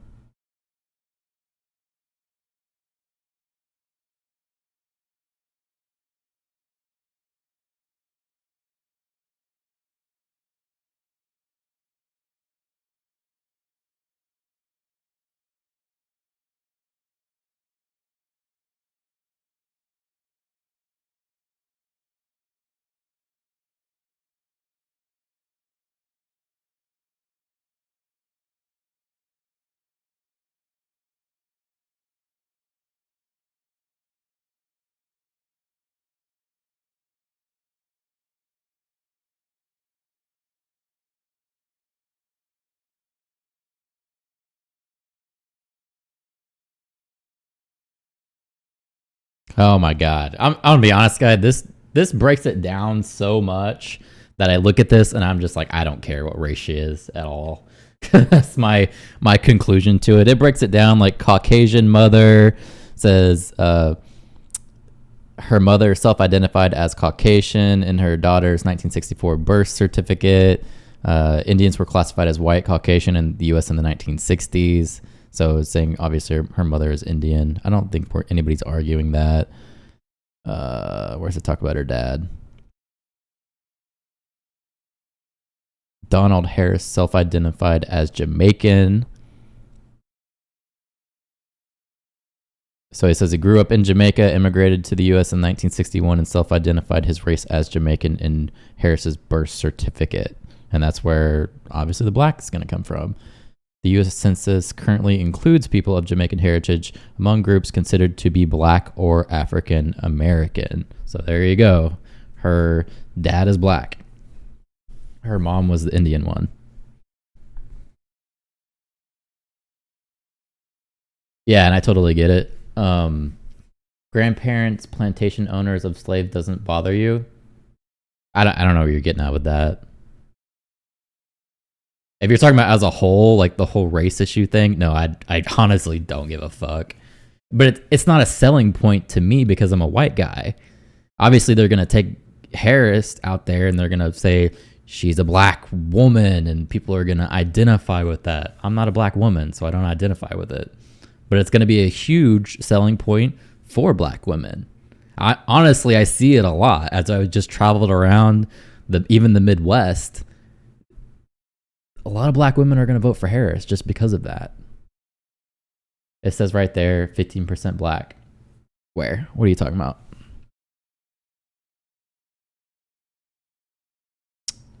Oh, here we go. Jamaica's population largely consists of descendants of enslaved Africans brought by the English to work the island's sugar estates, with a small proportion, 15.5, having mixed Afro-European ancestry.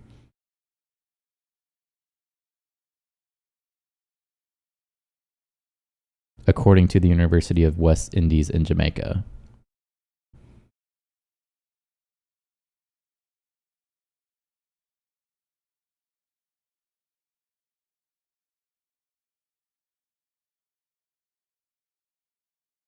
What's your point?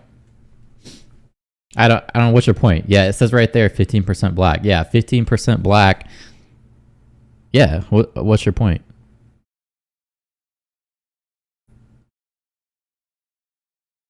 She's a smidge of African black. Well, yeah, that's what we've been saying all along is she's biracial. She's not fully black.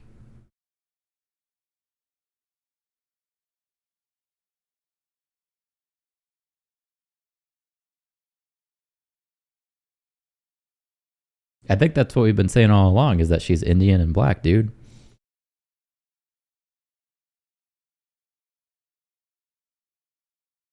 Right?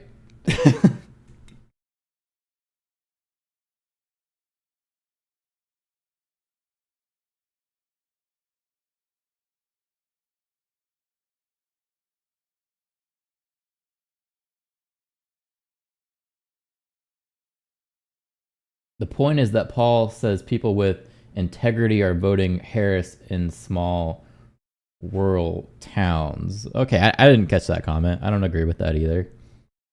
I think you're going to vote for policies that you typically agree with.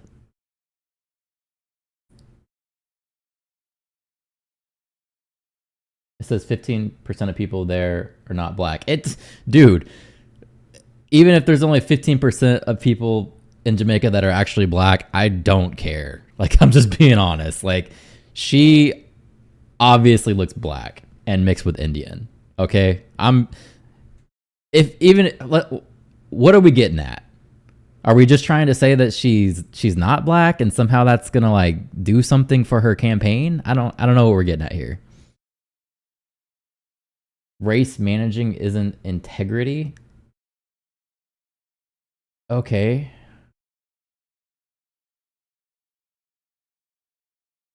But what's your point? Like, what are you getting at for real? Who cares what her heritage is? Let's just care about the 100% cackling, no policy spouting, money grabbing politicians. I'm with Chad. That's what I care about. The thing that I have issues with about Harris is that she doesn't have her policies on her page. She doesn't have any policies. That's what I care about. I don't care if she's black or not. I honestly don't give a fuck. Like this is...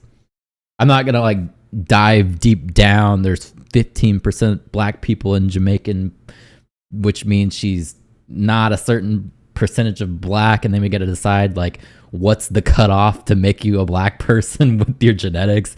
Dude, I don't care. It's stupid. Like, come on.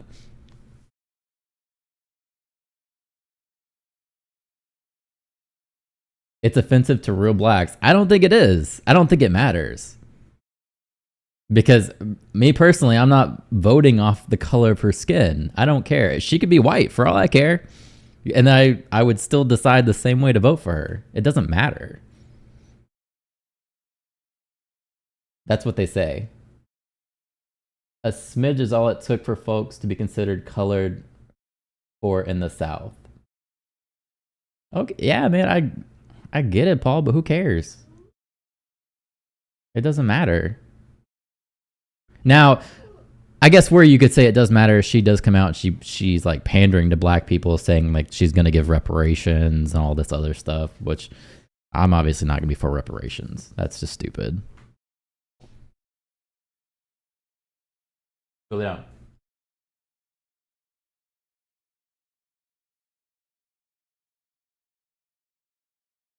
Yeah, you're right. Exactly. So I mean, I get it there. I mean, and all they're trying to do is discredit her to say that she's not black, so she can't pander to the black voters when she says things like reparations. I wonder if you get her policies on her webpage after you donate money. No. That's where you tell her your policies when you donate, and then she does what you say.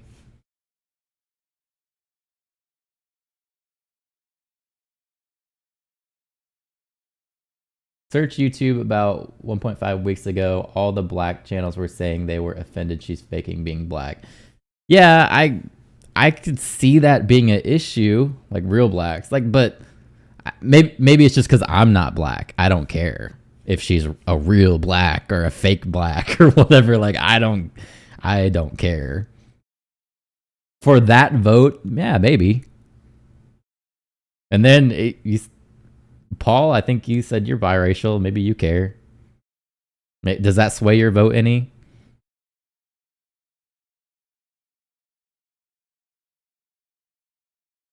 Goes back to that integrity.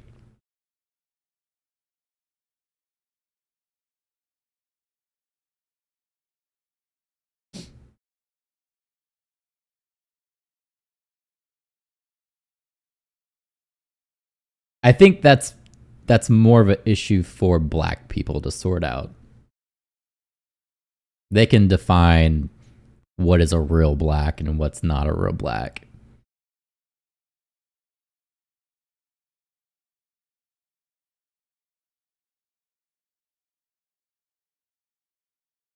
For me, though, when she puts on her Southern black voice and it's so apparent that she doesn't talk like that, that's just comedy. I just find it funny how she acclimated her speech structure depending on where she is at. Exactly, that's what I'm saying. For me, that's just comedy.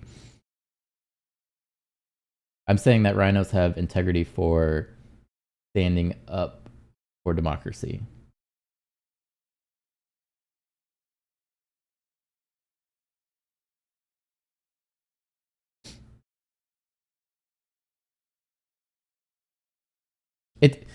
It's funny because when she puts on that voice, she's trying to pander to those people that have the Southern accents, and it's obvious that she's not from that class of people. That's why it's funny. So maybe if I was in that class of people, I would be insulted because it's obvious she's not that class. No clip is just icing on the cake for me. Yeah, I mean, if she goes to a gay club, will she start speaking with a lisp and yell, "Yes, queen"? Exactly. See, it's just funny. It's funny. I see what the freak's saying. It's not truthful because she's not with them. That's a different class of black people. And then she comes out and she says she's gonna give all these gifts and monies to all these people, which I'm not down with. I don't think that's going to be true. I think she's probably going to raise taxes to try and accomplish any of that stuff.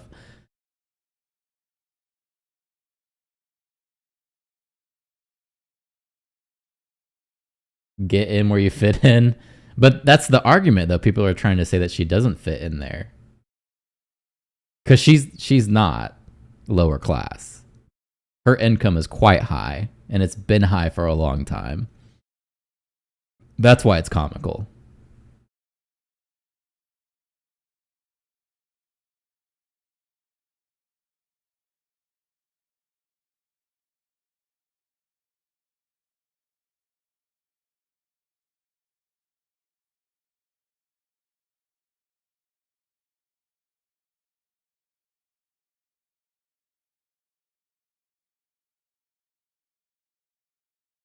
Let me see if I can find this speech that he's doing.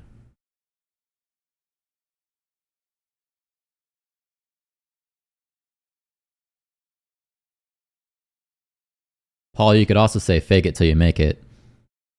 You know?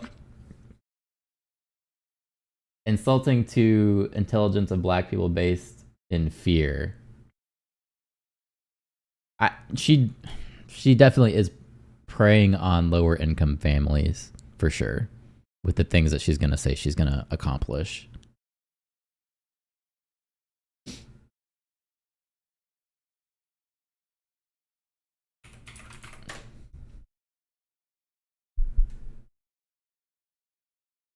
Speaking of gifts, I just got a letter stating that my student loan is in default because I paid 1 day late and inquired about student loan forgiveness. Guess I don't qualify and they want more money.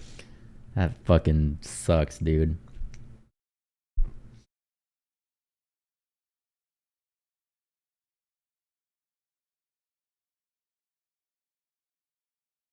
That's ridiculous. They really need to do something about the student loans.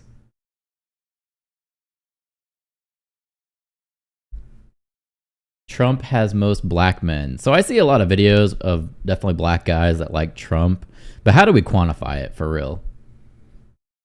How do you get like polls that are based on race to actually get numbers to see if that's actually true? Because sometimes the algorithm just feeds you things like sometimes you want to see things that are different, you know, so they feed you that.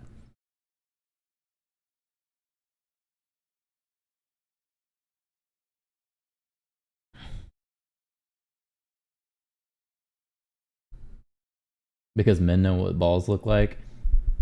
I'm not going around asking black dudes who they're voting for, so it's hard for me to actually know those numbers.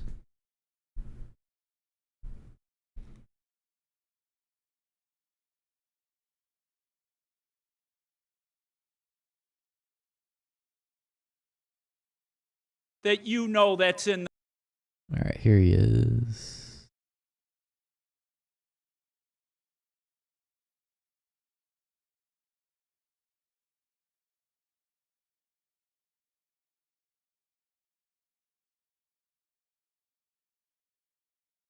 Do you make over 400K? That's where taxes will be raised. Yeah, people say that, but that's not usually true.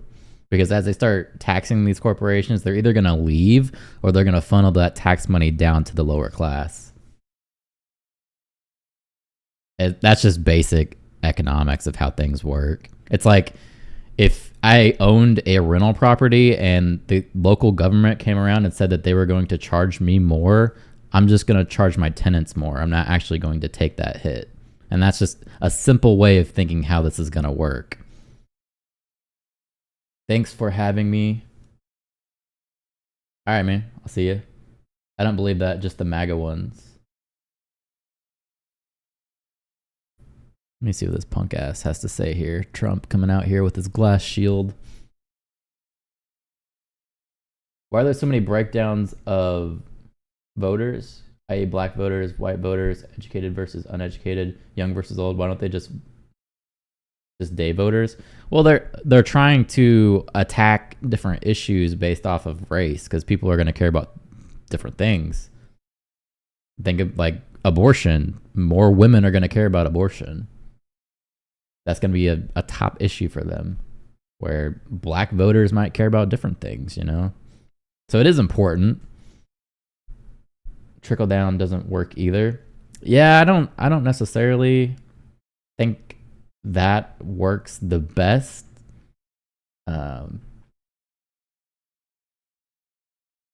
at least with trickle down, you do have the opportunity to get out there and do it for yourself.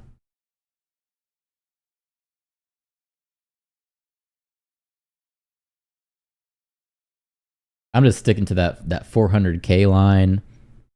That's a bunch of baloney. I don't think that's actually true. Everybody's going to pay more taxes. Home prices are going to go up when she starts trying to give away these grants. That's just how the economy works. If she tries to put in price controls, things are going to get even more inflated. There's just a lot of policies she has I don't agree with. Reparations for black people. Why would I pay reparations to black people for something I never did out of my tax money? You can count me out on that. What else is she thinking about doing? Taxing unrealized gains. I think that's just full-blown retarded. Even if you say it's at a certain income limit, I think it's stupid. And it just opens the door for that to trickle down. It starts at 400K, but then they start charging more.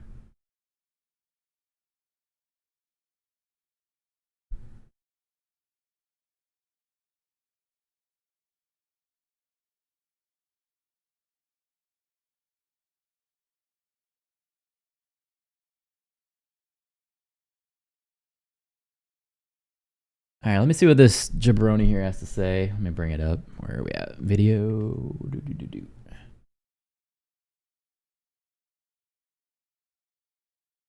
All right, here is Trump at his latest rally today. Let's see what he has to say. Thank you very much, everybody. This is an honor. What a crowd this is. Look where that crowd goes. This is a big crowd. A very special hello to Wisconsin. We really appreciate it. We've He's in had Wisconsin. great success here. We've had tremendous success, and I'm thrilled to be back in this incredible state with the thousands of proud, hardworking American patriots, which is what you are. And if you can believe it, 59 days from now, we are going to win Wisconsin. We are going to defeat Comrade Kamala Harris. And we are going to win the White House, that gorgeous, beautiful White House. We're going to win it. And we're going to turn this country around, because this country is a failing nation right now. It's a laughingstock all over the world. Over the past 4 years, our country has seen the sickness and corruption of the Washington swamp exposed like never before. You've seen it. You've been watching it. You watch those millions and millions of people pour into our country. We have no idea. I think that 400K is income only, but they increase taxes across the board for everyone on property fuel. Let's see how that's going to work. I'm going to see if I can actually look it up and see what her plan is. We can't find it on her webpage, the taxing of unrealized gains, of course. So we're going to have to try and find some source that isn't actually from Harris, which makes no sense at all, to see what actually she wants to do. From where, who they are. We know nothing about them, and I'll tell you, many of them are bad. Many of them are among the worst in the world. Under the Harris-Biden regime, your government imported murderers, child predators, and serial rapists from all over the planet, while weaponizing law enforcement to jail political opponents here at home. They do that, and they think it's wonderful. It's like third world country only. They loot the economy. They give trillions and trillions of dollars to their left-wing cronies, while you pay the cost of rampant inflation, which is what's happened. Okay, so let's get educated on this and be fair of what she actually wants to do. First thing I found was CNBC. So just to start off, it says Harris in August endorsed the tax increases proposed by President Joe Biden in his fiscal year 2025 budget. One of the proposals is a 25% minimum tax on total income, including so-called unrealized gains or asset growth exceeding 100 million. This is known as the billionaire minimum tax. So she's immediately going to take a quarter of your profit. And it says unrealized gains. I want to know specifically, what does that mean? What are you talking about? Are you just talking about stocks? Are you talking about rental income? Like, is it everything? I need somebody to actually break it down. It says, if that provision is enacted, taxpayers with wealth above 100 million threshold would have to report unrealized gains for each asset class annually. So it's saying all of your asset classes, okay, including the basis or original purchase price and market value as of December 31st. They would also have to report total liabilities. Okay, however, the plan has failed to gain broad congressional support and could face administrative challenges. Well, no shit, because nobody wants to pay money on unrealized gains. All right, so let's actually look at this here. Harris in August endorsed the tax increases proposed by President Biden in his fiscal year 25 budget. Blah, blah, blah, blah. 25% minimum tax on total income. That's just a lot, dude. They're taking 25% of your income. Like, come on. Including so-called unrealized gains or asset growth exceeding 100 million. This is known as the billionaire minimum tax. And I guess she's trying to say that it's only for billionaires, even though those billionaires are smart and they're going to find ways to funnel this money down to you so they don't have to pay it.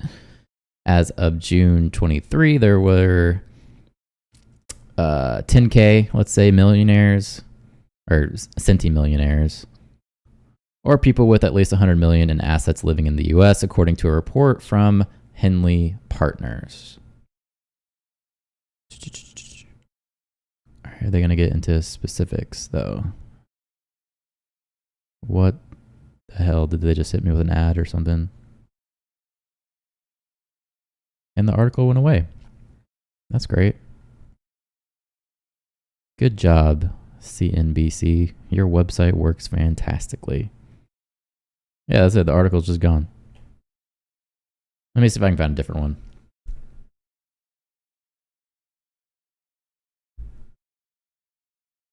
Rampant inflation, bad energy policy, and just pouring out money like it was water.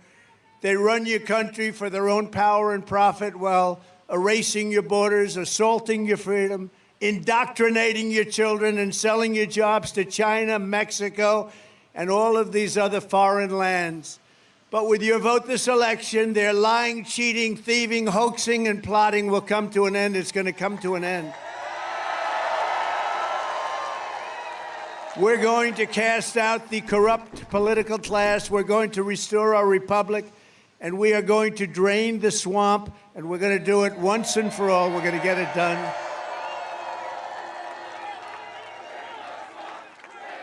All right, let's try this one instead.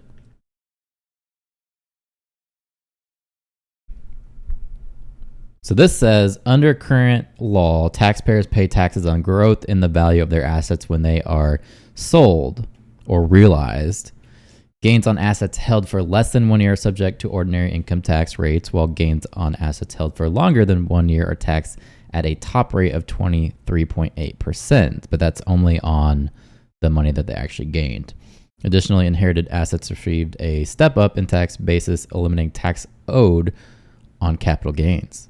Under the new proposal, taxpayers with net wealth above 100 million would be required to pay a minimum effective tax rate of 25% on an expanded measure of income that includes their unrealized capital gains. So how are they going to define that? Taxpayers would calculate their effective tax rate for the minimum tax, and if it fell below 25%, would owe additional taxes to bring their effective tax rate to 25%. I get it. They need to pay a minimum of 25%, but how are they going to classify unrealized gains? Because they haven't sold it. So how do you know what you're actually paying? If it fell below 25%, they would owe additional taxes to bring forward the effective rate to 25%. Any additional taxes owed because of the minimum tax would be payable over 9 years initially and over 5 years going forward. Okay, we'll define it though. The change means wealthy taxpayers would owe taxes on capital gains each year, even if the underlying assets had not been sold. Any amounts paid would be treated as prepayments of future capital gains tax liability. For example, here we go. Consider a taxpayer with a net worth of 200 million and 5 million in ordinary income, 10 million in accumulated unrealized capital gains from a privately held company, and an ordinary tax liability of 1.8 million. When including unrealized capital gains as income, the household's effective tax rate is 12%, below the proposed 25% minimum. Okay, so how are they going to define that, though? To increase their effective tax rate to 25%, the household would owe an additional 1.95 million in tax, resulting in a combined 3.75 million in tax owed on 15 million of income when including unrealized gains. The 1.95 million could be paid in equal installments over 9 years. We don't care about that. I just want to know how they're getting this. Example of the proposed minimum tax on unrealized gains. Okay.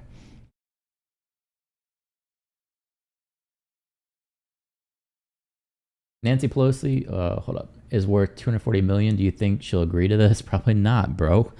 Unrealized gain taxes on current market value. I've seen Rich Dim say that they have no issues with paying more. So I just don't know how they're getting to this. So they're saying your total net worth, right? You're paying unrealized gains. So do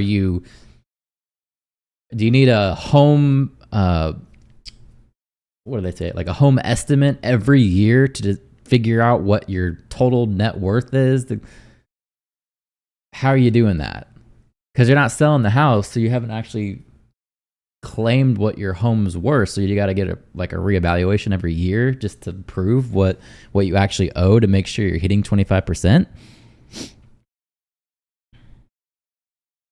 So net wealth 200 million, tax phases in starting at 100 million in net worth, and applies fully to taxpayers with net wealth over 200 million. Okay, so you have to have 200 million.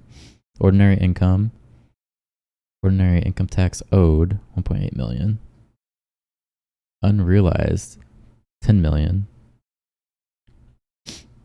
See, I don't understand how they're getting these numbers. What's stopping people from just saying their company's worth a lot less or their house is worth a lot less?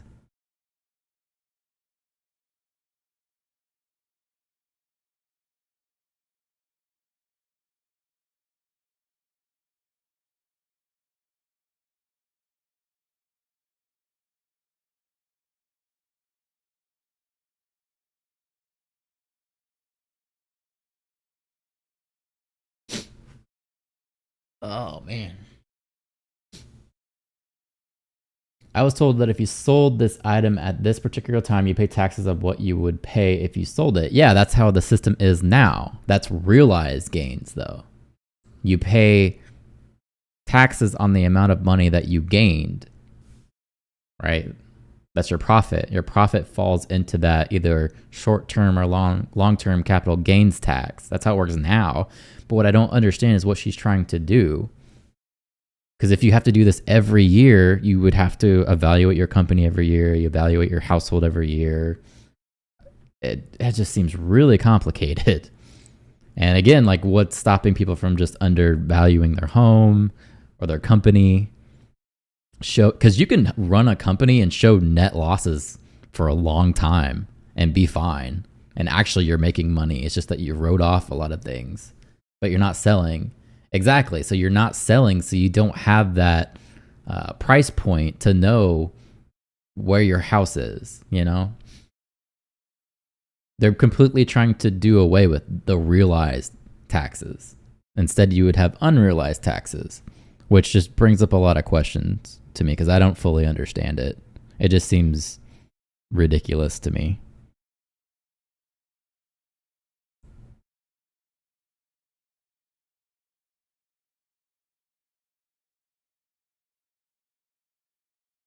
When the taxpayer eventually sells the company, the taxpayer would square up their taxes by using the prepaid taxes to offset capital gains tax liability. For example, if the household sold the private company in the future and owed $2 million in capital gains taxes, the taxpayer would reduce their liability by $1.95 million prepayment and only owe an additional $50K.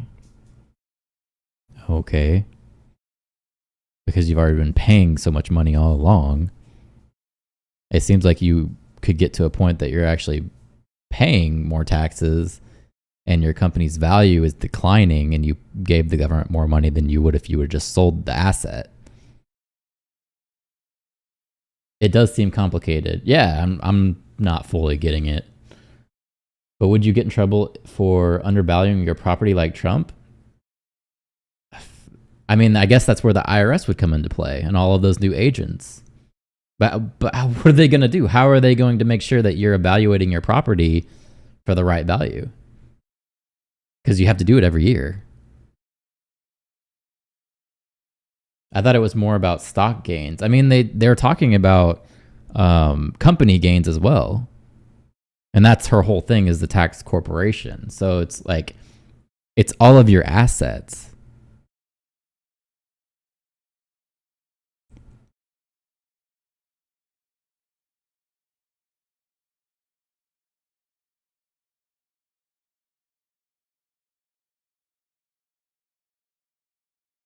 I see what she's saying. You'd be getting more money out of these corporations by doing that for sure, especially if towards the end of their longevity, they're declining. Surely over time you would have paid more.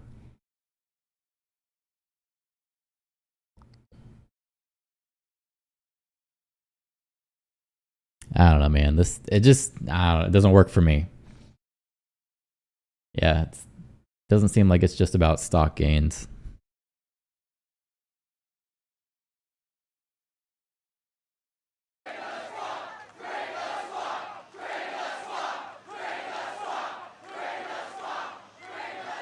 Thank you very much.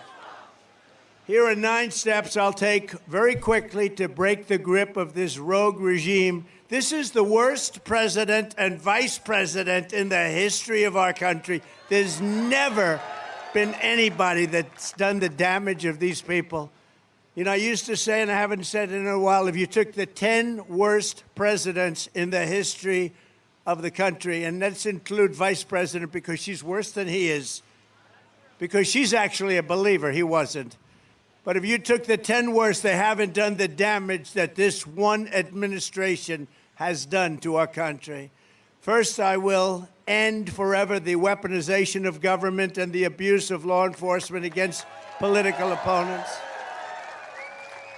Under Comrade Kamala, Christians and pro-life activists are rotting in prison for the crime of praying in public. How about the people they're arresting because they were praying in public? These people are sick. People like Steve Bannon and Peter Navarro, good people, were locked up for following the advice of their lawyers.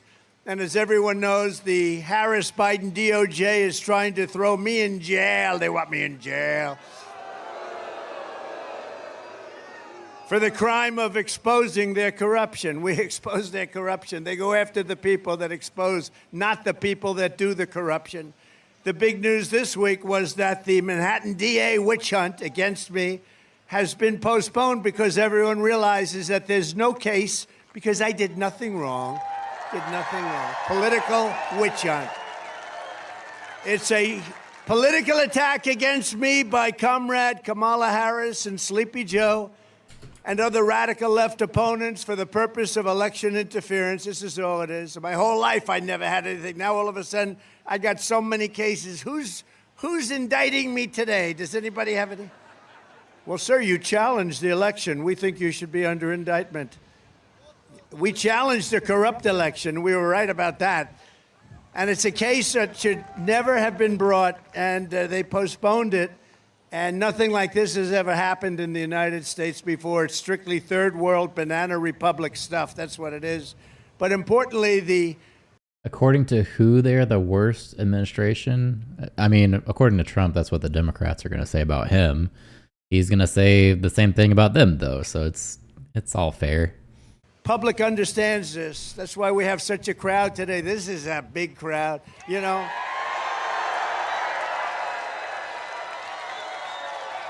You know, they were trying to say that she gets big crowds. Number one, she doesn't. Number two, she buses the people in. You see the buses. There's nobody busting. I'm sorry to tell you. We bust in nobody. We have some people from North Carolina. I think it's what is it? Those beautiful ladies from North Carolina are here again. Without their husbands, never have their husbands, those poor husbands. This is, what is this, 249 or something, 249. And we love them, and we're doing well in North Carolina. We left yesterday. We just got the endorsement of the biggest police group in the country, and 380,000 police. I said, how many police does our country have? But it's 380,000 endorsed me yesterday in North Carolina, your home state. And I just want to... It's been postponed to avoid any influence and allow the judges to impose a fair sentence. Yeah, I saw that, which is good. Let's just work through the election first and see what happens. It's a lot of front row Joes. They've been here for 4 days. Thank you very much. Thank you. The spirit we have is greater than ever before. You know, we did great in 2016. We did better in... He just called them beautiful ladies without their husbands there. Are they going to write a book in a couple of years and claim SA? Well, it depends on how much money they think they can make. In 2020, but you're not allowed to say that, because if you say that, they go after you. We did better by millions and millions of votes. But neither one of them compared to what's happening now. We've never seen the enthusiasm and the love that we have now. This has really been incredible. And if I didn't think we did well last time, I wouldn't have done this, because, you know, it's a little tough life. It's not the easiest. You get shot at, other things happen, other routine events happen. But we're going to do it for one reason. I wouldn't have changed. They asked me just a little while ago, a reporter said, "Sir, if you had to do it again, would you do it again?" I said, absolutely, because we're going to make America great again. And that's better than my life. Okay. These guys know. We know. He lies like he breathes. They know. Thank you. Thank you very much.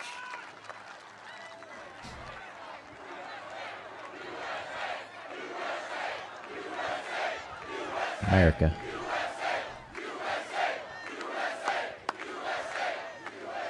What an incredible crowd. What I'm gonna have to do more research into that unrealized capital gains thing. I really want to try and wrap my head around it and understand what she's trying to do.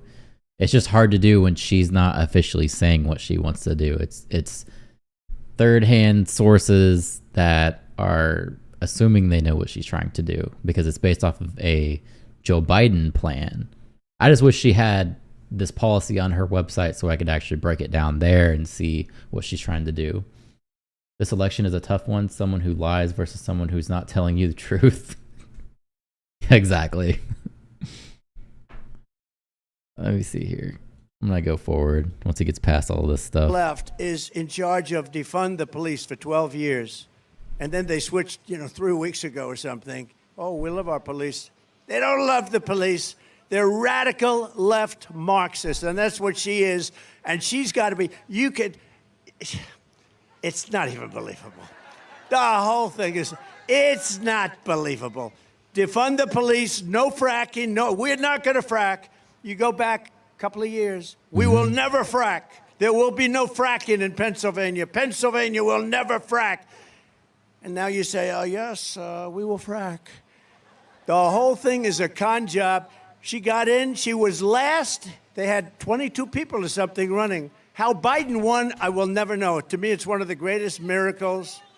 To me, it's a great miracle. But how the hell that guy won? But he won. And he got, in this one, he got 14 million votes. She got no votes. And then they Did you guys see that Dick Cheney is supporting Harris now? put her in anyway. The bosses put her in because she's controlled by them. But she will be the worst president. He is the worst president in history.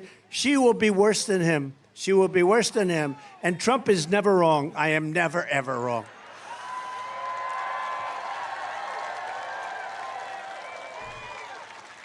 But just to finish off on the weaponization, probably most of the people have heard. Just yesterday, the top spokesman, one of the top people in the U.S. Attorney's Office in Manhattan, that's a very respected Southern District, very, very highly respected, was heard saying and was quoted exactly, quote, honestly, I think this case is nonsense. Now, this is the boss of the whole thing.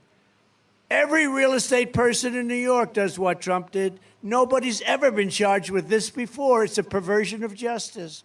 He said that the DA's office was, quote, stacking charges against Trump and rearranging things just to make them fit the case. I think it is. This is the boss. I don't know why they don't do something. They ought to drop it. They shouldn't delay it. They should drop it. Drop all of it. Drop all of it. I've been indicted more than Alphonse Capone. I say it all the time. He's sort of the ultimate, he's the ultimate criminal. I got indicted more than him. My parents are up there. They're great people. They're looking down on me right now. I can't believe this has happened to my son. He's been indicted more than Al Capone. He would take that tough man sitting right in the front row, stand up. Look at him. He's tough as. Dick Cheney was barely lucid when he was VP. Is he still coherent 20 years later? Probably not. Wasn't he like shooting people as well? It was a little bit before my time. I'll be honest, Trump here, not saying anything new. So probably not gonna watch that. He's trying to bore me with all of the same rhetoric.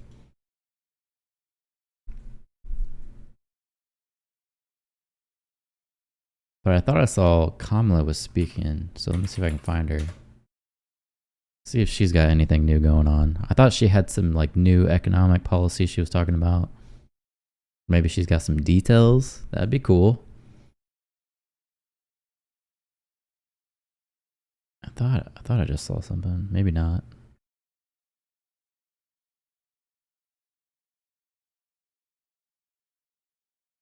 If Trump brings up Hannibal Lecter again, I'm out. Exactly. He was saying the same thing. So nothing new.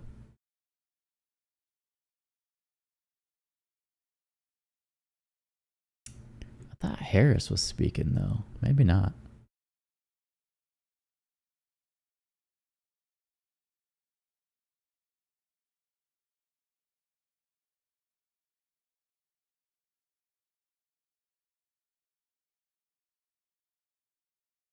And she doesn't have her events on her page anymore. That's what kills me.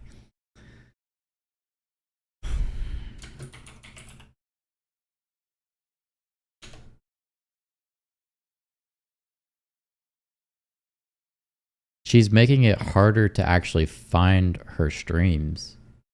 Makes no sense at all.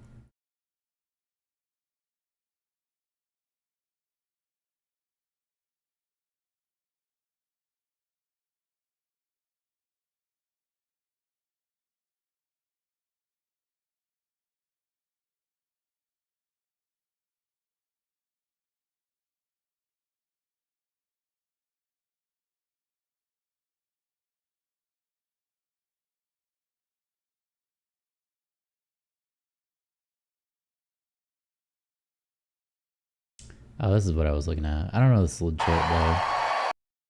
When did she speak in Georgia? Oh, this was from the 3rd. That's from forever ago. I'm not watching that. I want up-to-date facts. I guess she's not doing anything today. I was trying to get both sides of the aisle, but I think they are taking the day off. It is Saturday. Sometimes she does stuff on Saturday, though.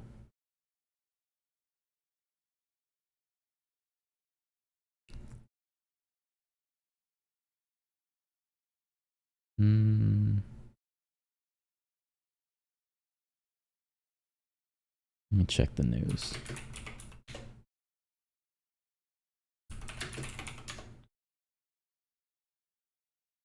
What's going on there, dude? How you doing on this fine Saturday?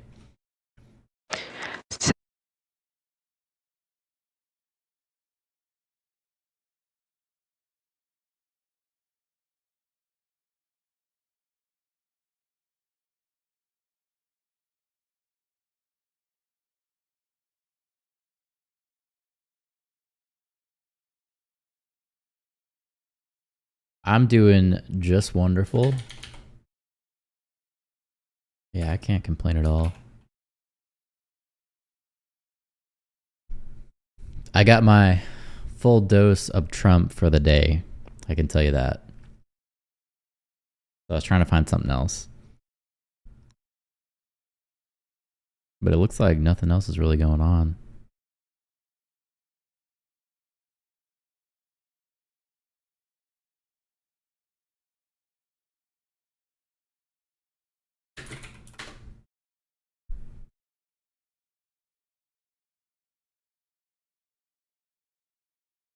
Listening in the background for a bit.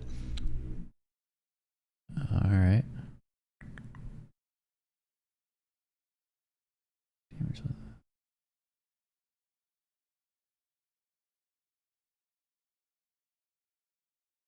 Well, to be honest, Paul, I think that's it, man. There's nothing else going on. Harris isn't speaking. None of the VPs are speaking, or VP nominees. Trump's saying the same old crap I don't want to listen to. I think that might be it. That's all that's going on today.